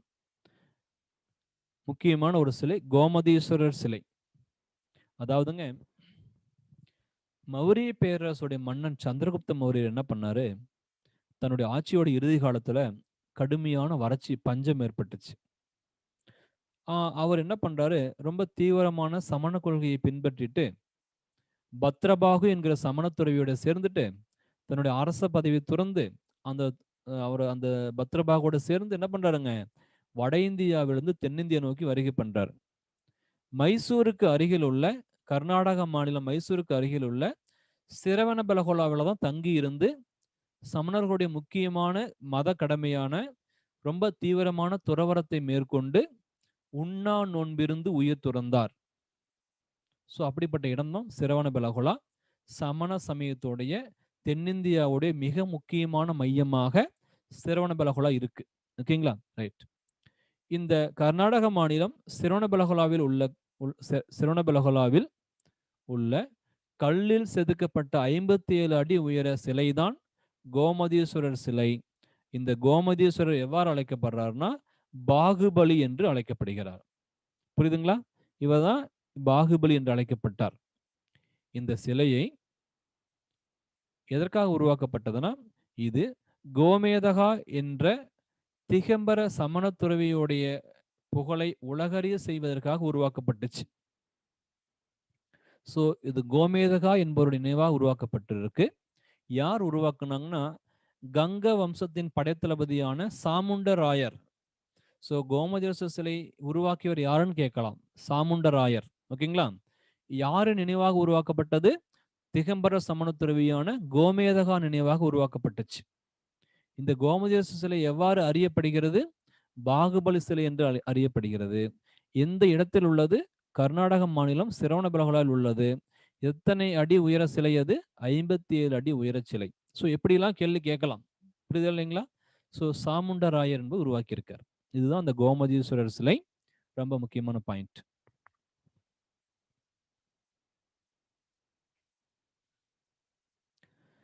கட்டிடக்கலையை பொறுத்தவரையிலும் ராஜஸ்தானின் மவுண்ட் அபு மலை மீதுள்ள தில்வாரா சமண கோவில், ராஜஸ்தானின் மவுண்ட் அபு மலை மீது உள்ள தில்வாரா சமண கோவில், அதே ராஜஸ்தான்ல இருக்கிற ரணக்பூர் சமண கோவில். இந்த ரணக்பூர் சமண கோவில் தான் ஆதிநாதர் கோவில் என்கிறோம். என்னன்னு சொல்றோம்? ராஜஸ்தான்ல உள்ள ரணக்பூர் சமண கோவில் அப்படிங்கிறது ஆதிநாதர் கோவில். இதுல 1444 வெள்ளை ஒயிட் மார்பிள், ஓகேங்களா, வெள்ளை சலவைக்கல்லால் ஆன தூண்கள் உள்ளது. 1444 ஒயிட் மார்பிள் பில்லர்ஸ் இருக்கு, ஓகேங்களா. இத உருவாக்கியவர் வந்து யாருன்னா சேத் தர்னாஷா, ஓகேங்களா. சேத் தர்னாஷா என்பவர் வந்து ராஜபுத்திர மன்னன் ராணா கும்பா உதவியோட கட்டியிருக்கார், ஓகேங்களா. ஸோ ரணக்பூர்ல இருக்கிற ஆலயம் வந்து ஆதிநாதர் ஆலயம். 1444 ஒயிட் மார்பிள் பில்லர்ஸ் உள்ளது. இதை வந்து ராணா கும்பா உதவியுடன் உருவாக்கியவர் வந்து சேத் தர்னாஷா, ஓகேங்களா. அடுத்து உதயகிரியில் இருக்கின்ற புலி குகை முக்கியமானது. எல்லோராவில் இருக்கின்ற இந்திர சபை இதெல்லாம் முக்கியமானது, ஓகேங்களா. ஸோ சமண கோயில் பார்க்கும் பொழுது கஜிராகோ, சித்தூர், ரணக்பூர், தில்வாரா சமண கோவில் இது எல்லாம் முக்கியமானது. எங்கெங்க முக்கியமான கோவில் இருக்கு? கஜிராகோ, சித்தூர், ரணக்பூர், தில்வாரா சமண கோவில் முக்கியமானது. சிற்பங்கள் பார்க்கும் பொழுது உதயகிரி, கிர்னார், ஹதிகும்பா, கழுகுமலை, சிரவணபெலகுலாவில் உள்ள சிற்பங்கள் முதன்மையானவை. பத்ரபாகு எழுதிய நூல் கல்பசூத்திரம், ஹேமச்சந்திரர் எழுதிய நூல் குஜராத்தின் வரலாறு, யோக சூத்திரம் இதெல்லாம் சமண நூல்கள். முன்னாடி சொன்னேன் பத்ரபாகு சந்திரகுப்த மௌரியரோடு மைசூருக்கு இடம்பெயர்ந்தான்னு சொன்னேன், ஓகேங்களா. ரைட். இது எல்லாம் சமண சமயத்துடைய பொதுவான விஷயங்கள். தமிழ்நாட்டில் சமணத்துடைய இம்பாக்ட் எப்படின்னு பார்க்குறோம். களப்பிரர் காலத்துல தான் சமணம் அப்படிங்கிறது ரொம்ப அரசருடைய ஆதரவை பெற்று பெரும்பான்மையான சமயமாக வளர்ச்சி பெற்றது. கிமு 3ஆம் நூற்றாண்டிலிருந்து சமணம் தமிழ்நாட்டில் பரவி இருக்கு. ஆனால் களப்பிரர் காலத்தில் ரொம்ப முக்கியத்துவம் பெற்றதாக வளர்ந்திருக்கு. கிபி 470 வஜ்ரநந்தி மதுரையில் திராவிட சமண சங்கத்தை தோற்றுவித்தார். இவர் பூஜ்ய பாதரின் சீடர். டிஎன்பிசியில் கேட்டிருக்காங்க. மதுரையில் திராவிட சங்கத்தை தோற்றுவித்தவர் யார் என்று குரூப் 4களில் கேட்கப்பட்ட கேள்வி. அவ்வாறு அந்த சமண சங்கத்தை நிறுவியவர் வஜ்ரநந்தி. எந்த ஆண்டு? கிபி 470. இவர் யாருடைய சீடர்? பூஜ்ய பாதரின் சீடர். இந்த கேள்வி டிஎன்பிசி குரூப் 4ல கேட்கப்பட்ட கேள்வி. புறநானூற்றில் உள்ள கோப்பெரும் சிங்கன், கோப்பெருஞ்சோழன், ஓகேங்களா. பிசுராந்தியர் கோப்பெருஞ்சோழன் படிச்சிருப்போம் இல்லைங்களா, அவர் தான் கோப்பெரும் சிங்கன் அப்படிங்கிறாங்க. ஸோ புறநானூற்றில் உள்ள கோப்பெரும் சிங்கன் உண்ணான் நோன்பிருந்து உயிர் நீத்த செய்தி சமணர்களின் சல்லேகனா என்ற நடைமுறையை போன்றுள்ளது. அந்த கோப்பெருஞ்சிங்கன் அது பிசுராந்தியாருடைய நட்பு தெரியும். ஸோ ஒரு கட்டத்தில் கோப்பெருஞ்சிங்கன் என்ன பண்ணுவோம், வடக்கிருந்து உண்ணான் நோன்பிருந்து உயிர் தந்தான்னு படிச்சிருப்போம். ஸோ இது அப்படியே எப்படி இருக்குன்னா, சந்திரகுப்த மௌரியர் என்ன பண்ணாருங்க, வட இந்தியாவிலிருந்து துறவரம் மேற்கொண்டு சிரவணபெலகுலாவுக்கு வருகை புரிந்து தீவிரமான துறவரத்தை பின்பற்றி உண்ணான் நோன்பிருந்து உயிர் துறந்தான்னு சொன்னோம் இல்லைங்களா. ஸோ அதுதான் வந்து சமணர்கள் வந்து என்ன சொல்லுவாங்கன்னா சல்லேகனா அப்படிம்பாங்க. ஸோ இந்த சமணர்களுடைய சல்லேகனா அப்படிங்கிற நடைமுறை அப்படிங்கிறது கோப்பெரும் சிங்கன் உண்ணான் நோன்பிருந்து உயிர் நீத்த செய்தியோடு ஒத்துள்ளது. அப்ப சமண சமயத்தில் இருக்கிற ஒரு முக்கியமான நடைமுறைக்கும் சங்ககால மக்களுடைய வாழ்வியலுக்கும் ஒரு நெருங்கிய தொடர்பு இருக்கு அப்படிங்கிற கருத்தாக்கத்தை இந்த இந்த கூற்றின் மூலமாக தொடர்புபடுத்தி சொல்கிறார்கள். ரைட். காஞ்சிபுரத்தில் 2 சமண கோயில்கள் உள்ளன.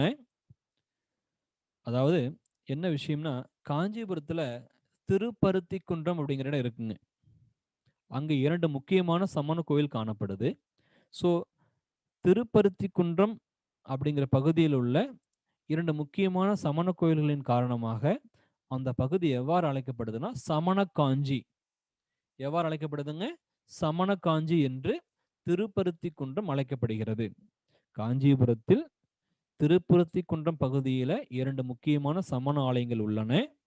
எனவே இந்த ஆலயங்கள் உள்ள திருப்பருத்தி குன்றம் பகுதி எவ்வாறு அழைக்கப்படுது என்றால் சமண காஞ்சி என்று அழைக்கப்படுகிறது. இந்த கோவில்களின் மேற்கூரைகளில் அழகான ஓவியங்கள் உள்ளன. என்னென்ன ஆலயங்கள் இருக்கு? திரிலோக்கிய ஜைனசுவாமி கோவில், திரிலோக்கிய நாதா ஜைனசுவாமி கோவில் ஒன்று. மற்றொன்று சந்திர பிரபா கோவில், ஸ்பெல்லிங் தப்பா இருக்கு, சரி பண்ணிக்கங்க. சந்திர பிரபா கோவில் ரெண்டுமே வந்து திருப்பருத்தி குன்றத்தில் இருக்கு. இக்கோவில்களில் சங்கீத மண்டபத்தை கட்டி விரிவுபடுத்துகள் யாருன்னு பார்க்கும் பொழுது இருகப்பா என்பவரும் 2ஆம் ஹரிஹர ராயரோட அமைச்சரும் 2 பேர் விரிவுபடுத்தியிருக்காங்க. யார் யாருங்க?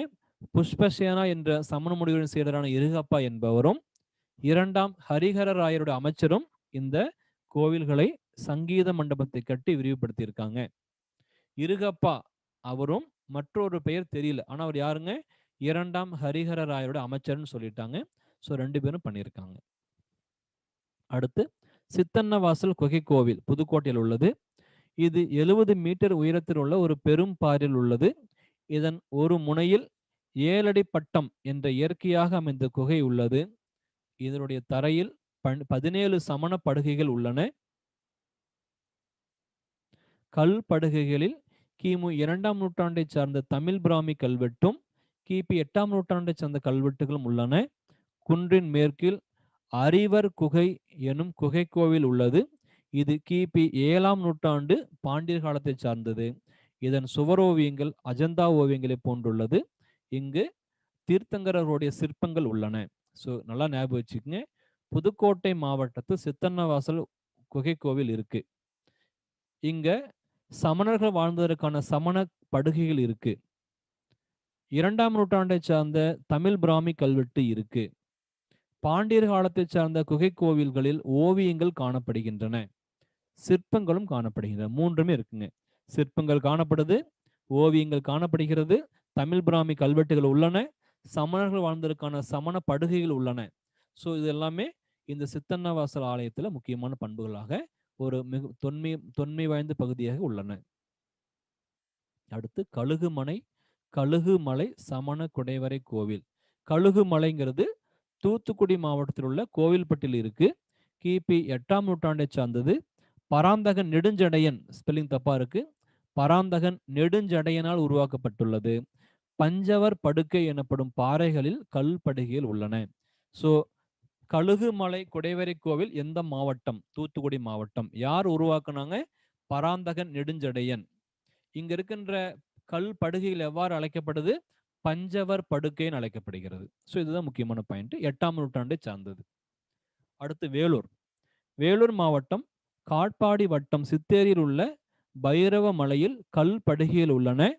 இது 5ஆம் நூற்றாண்டை சார்ந்தது. இது குக்கரப்பள்ளி என்கிற கிராமத்திற்கு அருகே உள்ளது.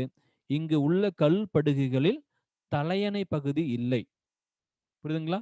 ஸோ அந்த கல் படுகைகளில் தலை வைப்பதற்கு ஏற்றவாறு சற்று உயரமாக இருக்கின்ற அந்த பகுதி கிடையாது. ஒரே சமமான கல் படுகைகள் தான் இருக்குங்கிறது முக்கியமானது.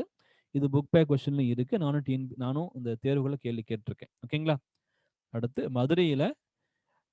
மதுரையிலிருந்து 15 கிலோமீட்டர் தொலைவில் உள்ள கீழக்குயில்குடி கிராமத்தில் சமணர் மலை தீர்த்தங்கள் சிற்பங்கள் உள்ளன. இவை பராந்தகன் வீரநாராயணன் காலத்தை சார்ந்தது. மற்றொன்று மதுரையிலிருந்து 25 கிலோமீட்டர் தொலைவில் உள்ள அரிட்டாப்பட்டி கிராமத்தில் கலிஞ்ச மலை உள்ளது. இங்க பாண்டவர் படுக்கை எனப்படும் சமண குகை கல் படுகைகள் உள்ளன.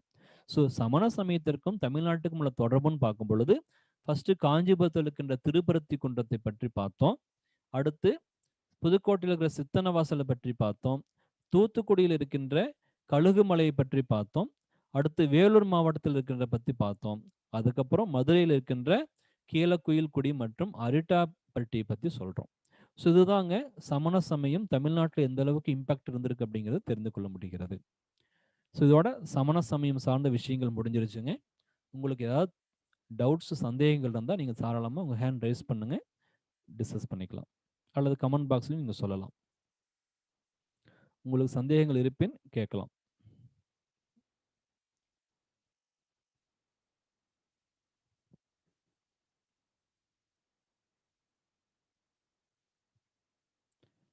சங்கீதா சொல்லுங்கம்மா. சார் வணக்கம் சார். சொல்லுங்கம்மா. வணக்கம் சார். இப்போ வேலூர் மாவட்டம் காட்பாடி வட்டம் அங்க லத்தேரின்னு இருக்குங்க சார், சித்தேரின்னு சொன்ன மாதிரி இருக்குங்க சார், அதனால கேட்குறேன்.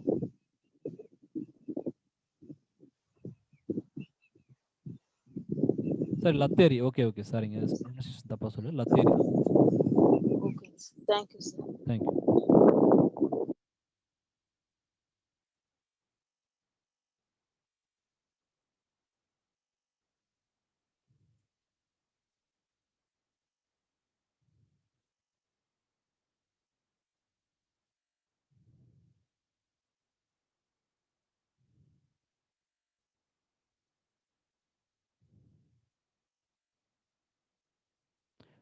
அடுத்த கிளாஸ்க்கு என்ன டாபிக் டெஸ்ட் வைக்கலாம்? நீங்களே சொல்லுங்க பார்க்கலாம். நீங்களே சொல்லுங்க.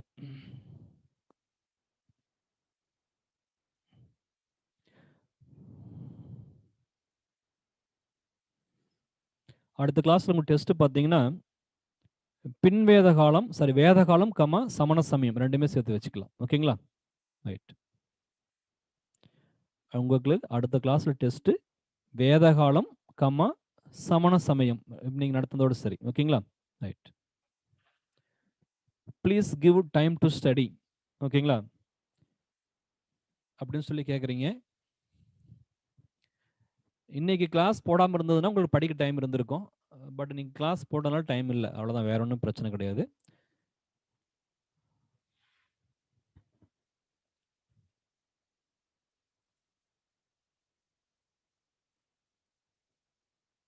பாலாஜி முத்துசாமி சொல்ல பராந்தகன் நெடுஞ்செழியன் அப்படிங்கிறாரு.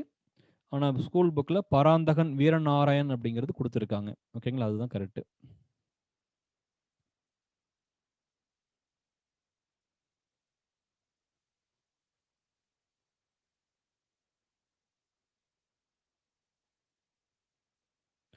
சார், சிலபஸை பொறுத்தவரைக்கும் இந்திய பண்பாடு அப்படிங்கிறத கண்டிப்பாக உங்களுக்கு வந்து நடத்திடுவேன். ஒன்றும் கவலைப்பட வேண்டியது இல்லை.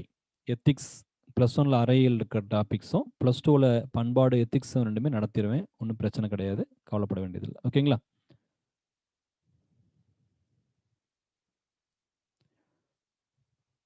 ஒரு புதிய டாப்பிக்கும் ஒரு பழைய டாப்பிக்கும் டெஸ்ட் வைங்க அப்படிங்கிறீங்க. ஓகே, அது என்னன்னா 2-3 கிளாஸ் கம்பைன் ஆக்கிறனால சில கிளாஸ் நடத்தியிருக்க மாட்டோம், அதனால தான் ப்ராப்ளம். ஸோ ஃபாலோ பண்ணிக்கலாம், ஒன்றும் பிரச்சனை இல்லை.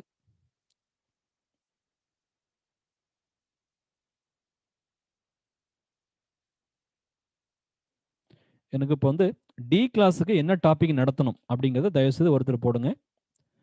ஓகே, செல்வகுமார் போட்டிருக்காங்க. தென்னிந்திய வரலாறு கம்ப்ளீட் ஆயிடுச்சு. வட இந்திய வரலாற்றில் ஒரு நோட் பண்ணிக்கிறேன். வட இந்திய வரலாறுல டெல்லி சுல்தான் முகலாயர் கம்ப்ளீட் ஆயிடுச்சு. பல்லவர்களும் தமிழ்நாட்டு நடத்தியிருக்கோம். அப்போனா பாண்டியர்கள் நோட். டி கிளாஸை பொறுத்தவரையிலும் நடத்த வேண்டிய டாபிக் சொல்ற, நோட் பண்ணிக்கோங்க. ஸோ பாண்டியர், சோழர்கள், அப்புறம் நாயக்கர்கள், தஞ்சை மராத்தியர்கள். ஓகேங்களா? ஸோ இது நடத்தணும், டு பி நடத்தணும். ஓகேங்களா? அப்புறம் குப்த பேரரசு இதில் பார்த்தீங்கன்னா வட இந்தியாவில் வந்து பார்க்கும் பொழுது வேதகாலம் நடத்தியாச்சு, சமண சமயம் நடத்திட்டு இருக்கோம், பௌத்தம், குஷானர், மௌரியர். சார், மௌரியர், குஷானர், குப்தர்கள். ஸோ இதெல்லாம் நடத்தணும். கரெக்டுங்களா? குப்தர்கள் நடத்தியாச்சுங்களா டி கிளாஸுக்கு? செல்வகுமார் சொல்லுங்க, கமெண்ட்ல பண்ணுங்க. குப்தர்கள் நடத்தியாச்சா உங்களுக்கு? குப்த பேரரசு. ஓகே ஓகே, பாதி நடத்தினாலும் ஓகே, ஃபுல்லாக நடத்திக்கலாம். ஓகேங்களா? இப்போ டி கிளாஸை பொறுத்தவரையிலும் இதுதாங்க நடத்தணும். ஸோ பாண்டியர்கள், சோழர்கள், நாயக்கர்கள், தஞ்சை மராத்தியர் நடத்தணும். வேதகாலம், சமண சமயம், பௌத்த சமயம், குஷானர், மௌரியர், குப்தர்கள் நடத்தணும். இதுதான் டி கிளாஸை பொறுத்தவரையிலும். ஓகே, இதுதான் டி. சி கிளாஸ் என்ன நடத்தணுங்க சொல்லுங்க. சி கிளாஸ் என்ன நடத்த வேண்டி இருக்கு அதை மட்டும் தயவுசெய்து சொல்லுங்க. சி கிளாஸ் மாணவர்கள் யாராவது ஒருத்தர் இருந்தா ஃபர்ஸ்ட் சொல்லுங்க. என்ன டாபிக் நடத்தணுங்கிறது தயவுசெய்து சொல்லுங்க. கீர்த்தனா வந்து குப்தர் கம்ப்ளீட் ஆச்சு சொல்றீங்களா? ரைட், ஓகே, கம்ப்ளீட் ஆனது ஓகே. ஸோ ராஜபுத்திரர்கள் ஒன்றும் பிரச்சனை இல்லை, நடத்திடுறேன். அது ஒன்றும் பெரிய அளவுக்கு கொஸ்டின்ஸ் கிடையாது, அதுவும் நடத்திடுறேன் நான். ராஜபுத்திரர்கள் ஓகே. சார், சி கிளாஸ்க்கு என்ன நடத்தணும் தயவு செய்து யாரும் கமெண்ட் பண்ணுங்க பார்க்கலாம்.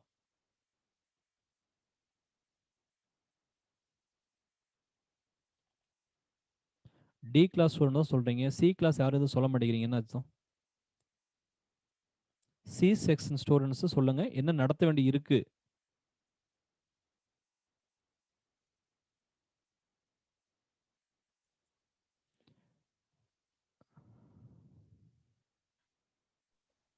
ரம்யா சொல்லுங்கம்மா, சொல்லுங்கம்மா.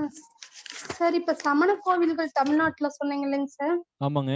அதுல திருமலைன்ட்டு ஒரு ஊர் கொடுத்திருக்காங்க சார், அது அந்த நோட்ஸ்லயே சொல்லலைங்க சார். திருமலையா? ஆமாங்க சார். எங்க திருமலையில ஒரு சமண கோயில் வந்து நோமிநாதர் அப்படிங்கறதுக்கு சிலை இருக்கு அப்படின்னு போட்டிருக்காங்க சார் புக்ல. நேமிநாதருங்களா? எந்த புக்ல இருக்குங்களா? நேமிநாதன் இந்த 7th தேர்ட் டேர்முங்க சார். சரி, நான் பாத்துக்கிறேன். ரொம்ப முக்கியத்துவம் எல்லாம் முட்டிருப்பேன். ஓகே, இது எக்ஸ்ட்ரா பாயிண்ட் நோட் பண்ணிக்க தப்பு கிடையாது. ஓகேங்க சார். சரி, சார் அப்புறம் அந்த எந்த ஏ கிளாஸ் பண்ணீங்க? கிளாஸ்க்கு எந்த ஏ கிளாஸ் பண்ணீங்க? கிளாஸ்ங்க சார். ஏ கிளாஸ் என்னமா நடத்தணும் நீங்க இன்னும்? சார் எல்லாம் சார் இது ஆக்சுவலா வந்து நான் இவ்வளவு நாள் கிளாஸ் அட்டன் பண்ணலைங்க சார், உடம்பு சரியாதனால. 2 சரிங்க. நாளா தாங்க சார் அட்டன் பண்றேன் ஹிஸ்டரி கிளாஸ். ஓகே. இந்த நேத்து நடத்தின வேத கால பண்பாடும் இந்த சமண பௌத்தருக்கு நோட்ஸ் வந்து நான் எழுதலைங்க சார். நாங்க இது வந்து எங்க நோட்ஸ் வாங்குறது என்னன்னு தெரியலைங்க சார். இது இல்ல ஏற்கனவே நடத்திருக்காங்களான்னு தெரியலைங்க சார். நான் சமண பாதியில பௌத்த சமயம் வந்து மெட்டீரியல் கொடுத்துருக்காங்கம்மா, நீங்க இன்ஸ்டியூட்ல வாங்கிக்கலாம். ஓகேங்க சார். தேங்க்யூங்க சார். சார் டி கிளாஸுக்கு வர்த்தமான அரேபியர், துருக்கியர் வருகை, ராஜபுத் அதெல்லாம் நடத்திடலாம், ஒன்றும் பிரச்சனை கிடையாது. பிரச்சனை இல்லை, ராஜபுத்தர் வருகை நடத்திடலாம். சரி, அரேபியர் வருகை. சி கிளாஸ் மாணவர்கள் யாருமே சொல்ல மாட்டேங்க, என்னாச்சு, என்ன காரணம்?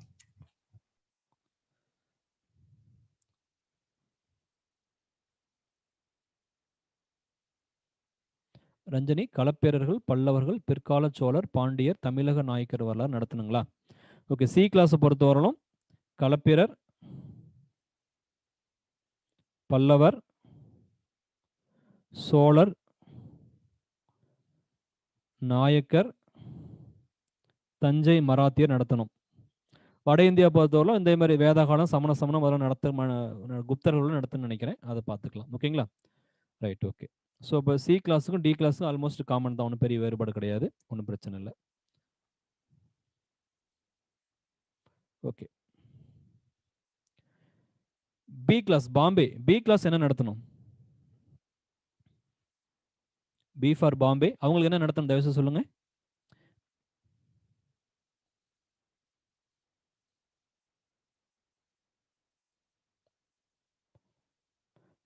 சார் சி கிளாஸுக்கு வந்து முகலாயர்கள் சுல்தான்களை முடிச்சு வச்சிங்களா? சி செக்ஷனுக்கு சி ஃபார் சென்னை, முகலாயர்கள் சுல்தான்களை முடிச்சு வச்சிங்களா?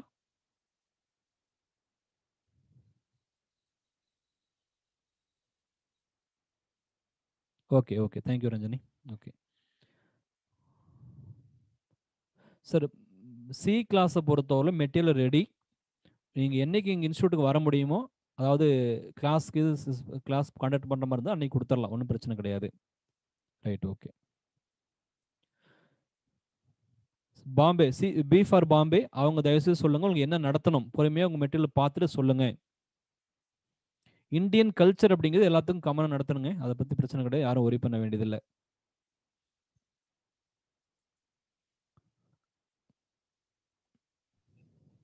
ரெட்மி சொல்லுங்க. Hello sir. சொல்லுங்க சார், இந்த எந்த இந்திய கிளாஸ்? சமூக பண்பாடு வரலாறு எந்த கிளாஸ் தம்பி? சார். எது? ஏ கிளாஸுங்க சார். ஏ கிளாஸ் என்ன நடத்தணும்?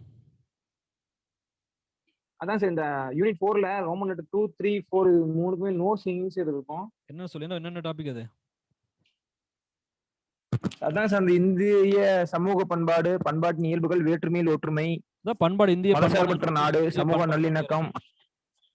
இந்திய பண்பாடுங்கிற புக் இருக்கு தனியா. சார், இந்திய பண்பாடு +2 புக் இருக்கு, சார். அது நடத்தினா சார் கவர் ஆயிரும். இந்த மதசார்பற்ற நாடு, சமூக நல்லிணக்கம் வேறாங்க சார். எல்லாமே அதுல வந்துடும், வேற்றுமை ஒற்றுமை எல்லாமே வந்துடும், அதுலயே மதச்சார்பற்ற எல்லாம் வந்துடும். சரி, ஓகேங்க சார். தான் சார் கேட்டேன். தேங்க்யூ. தேங்க்யூ.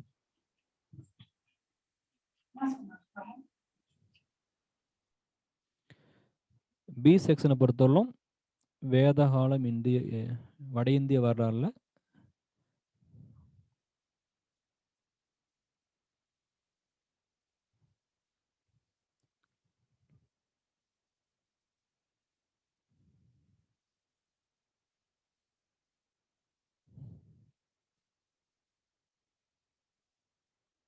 ஸோ வட இந்திய வரலாறுல பி கிளாஸை பொறுத்தவரைக்கும் தமிழக வரலாறு முடிச்சாச்சு, தக்காணிந்திய வரலாறு முடிச்சாச்சு, சுல்தான்க முகலாறு முடிச்சாச்சு. ஸோ அவங்கள பொறுத்தவரையிலும் சமண சமயம், பௌத்த சமயம், மௌரியர்கள், குஷானர்கள், குப்தர்கள், ராஜபுத்தர்கள்லாம் நடத்தணும். ஓகேங்களா? ஸோ இதில் வந்து பார்த்தீங்கன்னா ஸோ அவங்களுக்கு அந்த வட இந்திய வரலாறு பகுதி பெண்டிங்காக இருக்குது. ஓகேங்களா? ரைட். ஸோ இதே மாதிரி தான் ஏ கிளாஸுக்கு இருக்கும், வேறெல்லாம் பெண்டிங் இருக்காதுன்னு நினைக்கிறேன். ஸோ பி கிளாஸை பொறுத்தவரை சுல்தான்கள் முகலாயர்கள் கம்ப்ளீட் ஆச்சான்னு மட்டும் கன்ஃபார்ம் பண்ணுங்க. எனக்கு வேண்டியதில்லை. சுல்தான்கள் முகலாயர்கள் குப்தர்கள் கம்ப்ளீட் ஆயிருச்சா? பி ஃபார் பாம்பே பொறுத்தவரையிலும் சுல்தான் முகலாயர்கள் குப்தர்கள் ஃபினிஷ்டு. ஓகே, குப்தர்கள் ஃபினிஷ்டு, ஒன்றும் பிரச்சனை கிடையாது.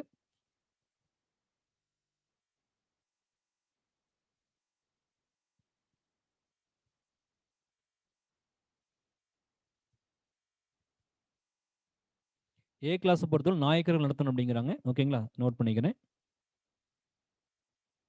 நாயக்கர்களும் மீதி இந்த வட இந்திய வரலாறு நடத்தணும். ஓகேங்களா.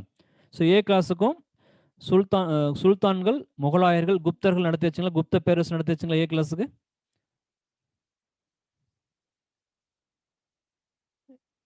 எந்த கிளாஸ்னு சொன்னாலும் தெரியும் எங்களுக்கு.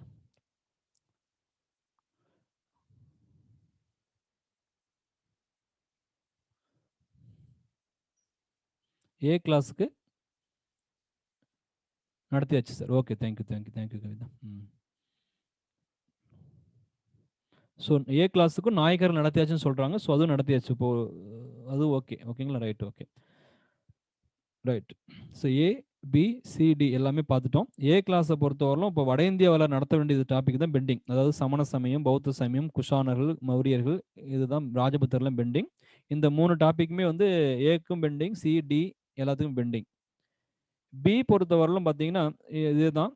சி கிளாஸ் வந்து கூடுதலாகவும் பல தமிழ்நாட்டில் சில டாபிக் நடத்த வேண்டியிருக்கு. டி கிளாஸும் தமிழ்நாட்டோட நடத்த வேண்டியிருக்கு. ஓகேங்களா, ரைட். இப்போ இன்னைக்கு என்ன சொன்னோம்னா, டெஸ்ட்டுக்கு என்ன சொன்னாங்க, வேதகாலமும் ப்ளஸ் சமண சமயம் சொன்னேன். கூடுதலாக வந்து முகலாயர்கள் இந்த டாப்பிக்கும் பாருங்க. ஓகேங்களா, இந்த டாப்பிக்கும் படிங்க. ஸோ 3 டாபிக் சொல்கிறேன்.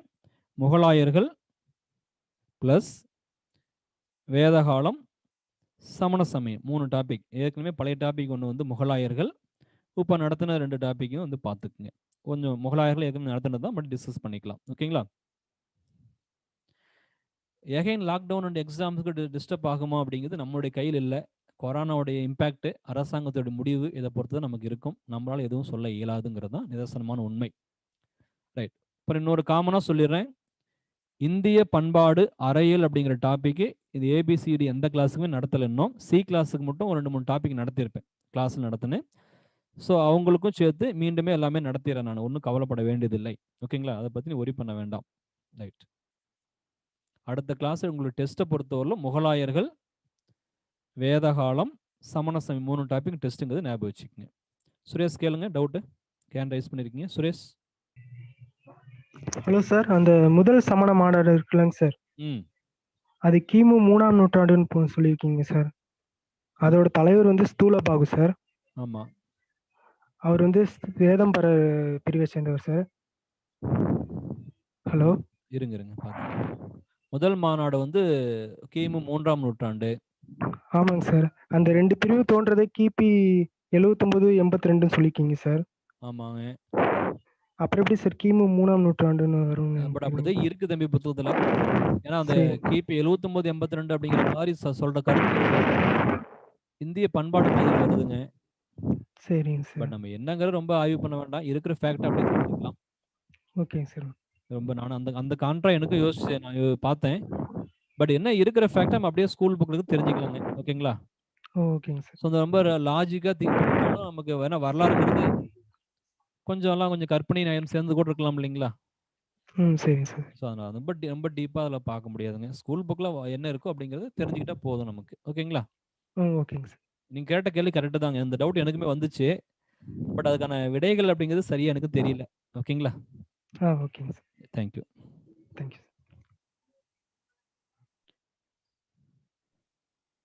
சொல்லுங்க. Hello sir, good morning sir. வணக்கங்கம்மா. சார் +1 எத்திக்ஸ் புக் சொன்னீங்கல்ல சார், அதுல எடிஷன் சொல்லுங்க சார். 2 எடிஷன் இருக்குமா, முதல் 2 வேலையும் இருக்கு. Year sir? Year தெரியலங்கம்மா.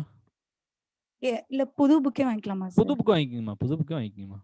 Okay sir, thank you sir. Thank you.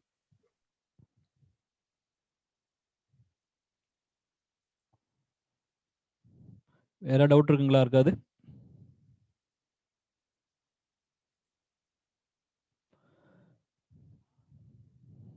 So இதுதாங்க நம்ம நடத்த வேண்டிய பகுதி என்னன்னு தெரிஞ்சுக்கிட்டோம். ஆல்மோஸ்ட் எல்லாமே கவர் பண்ணியாச்சு உங்களுக்கு. ஓகேங்களா? ஏ கிளாஸ், பி கிளாஸ் எல்லாம் பொறுத்தவரையிலும் ஆல்மோஸ்ட் முக்கியமான டாபிக் ஃபுல்லாக நடத்தி வச்சிங்க. ஓகேங்களா? ஸோ நீங்களாம் வந்து பார்த்தீங்கன்னா உங்களுக்கு இன்னும் பெண்டிங் வந்து இந்திய பண்பாடு மட்டும்தான் பெண்டிங் இருக்கும். சி கிளாஸை பொறுத்தவரையிலும் வட இந்திய வரலாற்றில் நடத்த வேண்டி இருக்கு. அதே மாதிரி தான் தமிழ்நாட்டின் வரலாற்றில் சில பாயிண்ட்ஸ் நடத்த வேண்டி இருக்கு. ஸோ சி, டி ரெண்டும் ஒரே ஈக்குவலாக தான் போயிட்டு இருக்கு. ஒன்றும் பிரச்சனை கிடையாது. ஸோ அதனால இந்த வட இந்திய வரலாறு நடத்திக்கிட்டு இருக்கிறது 4 கிளாஸுக்கும் காமனாக நடத்தாமல் இருக்கிறதுனால எல்லாருமே ஃபாலோ பண்ணலாம். ஒன்றும் பிரச்சனை கிடையாது. ஸோ அடுத்த கிளாஸ் உங்களுக்கு டெஸ்ட் டாபிக் என்னன்னா முகலாயர்கள், வேதகாலம் மற்றும் சமண சமயங்கள் பாருங்க. அப்புறம் அடுத்ததா இது அப்படியே கண்டிப்பாக படிக்க ஆரம்பிக்கலாம். ஓகேங்களா? ஓகே. எஸ்டர்டே கிளாஸ் வந்து வீடியோ அப்லோட் பண்ணாமல் தான் பண்ணிடுறோம். ஒன்றும் பிரச்சனை இல்லை. ஸோ சி கிளாஸுக்கு குப்த பேரரசு பெண்டிங் இருக்கு சார். ஸோ குப்தர் நடத்தணுங்களா? ரைட், ஓகே, நடத்திட்டா போதும், ஒன்றும் பிரச்சனை இல்லை.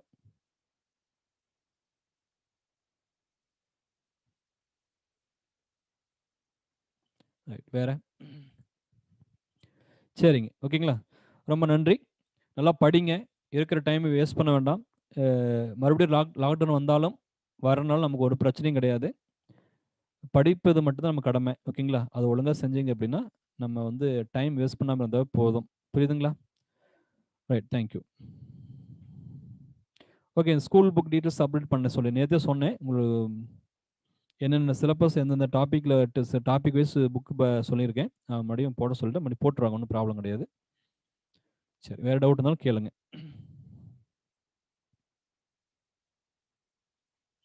கிளாஸ் முடிச்சுக்கலாங்களா? Okay, thank you sir.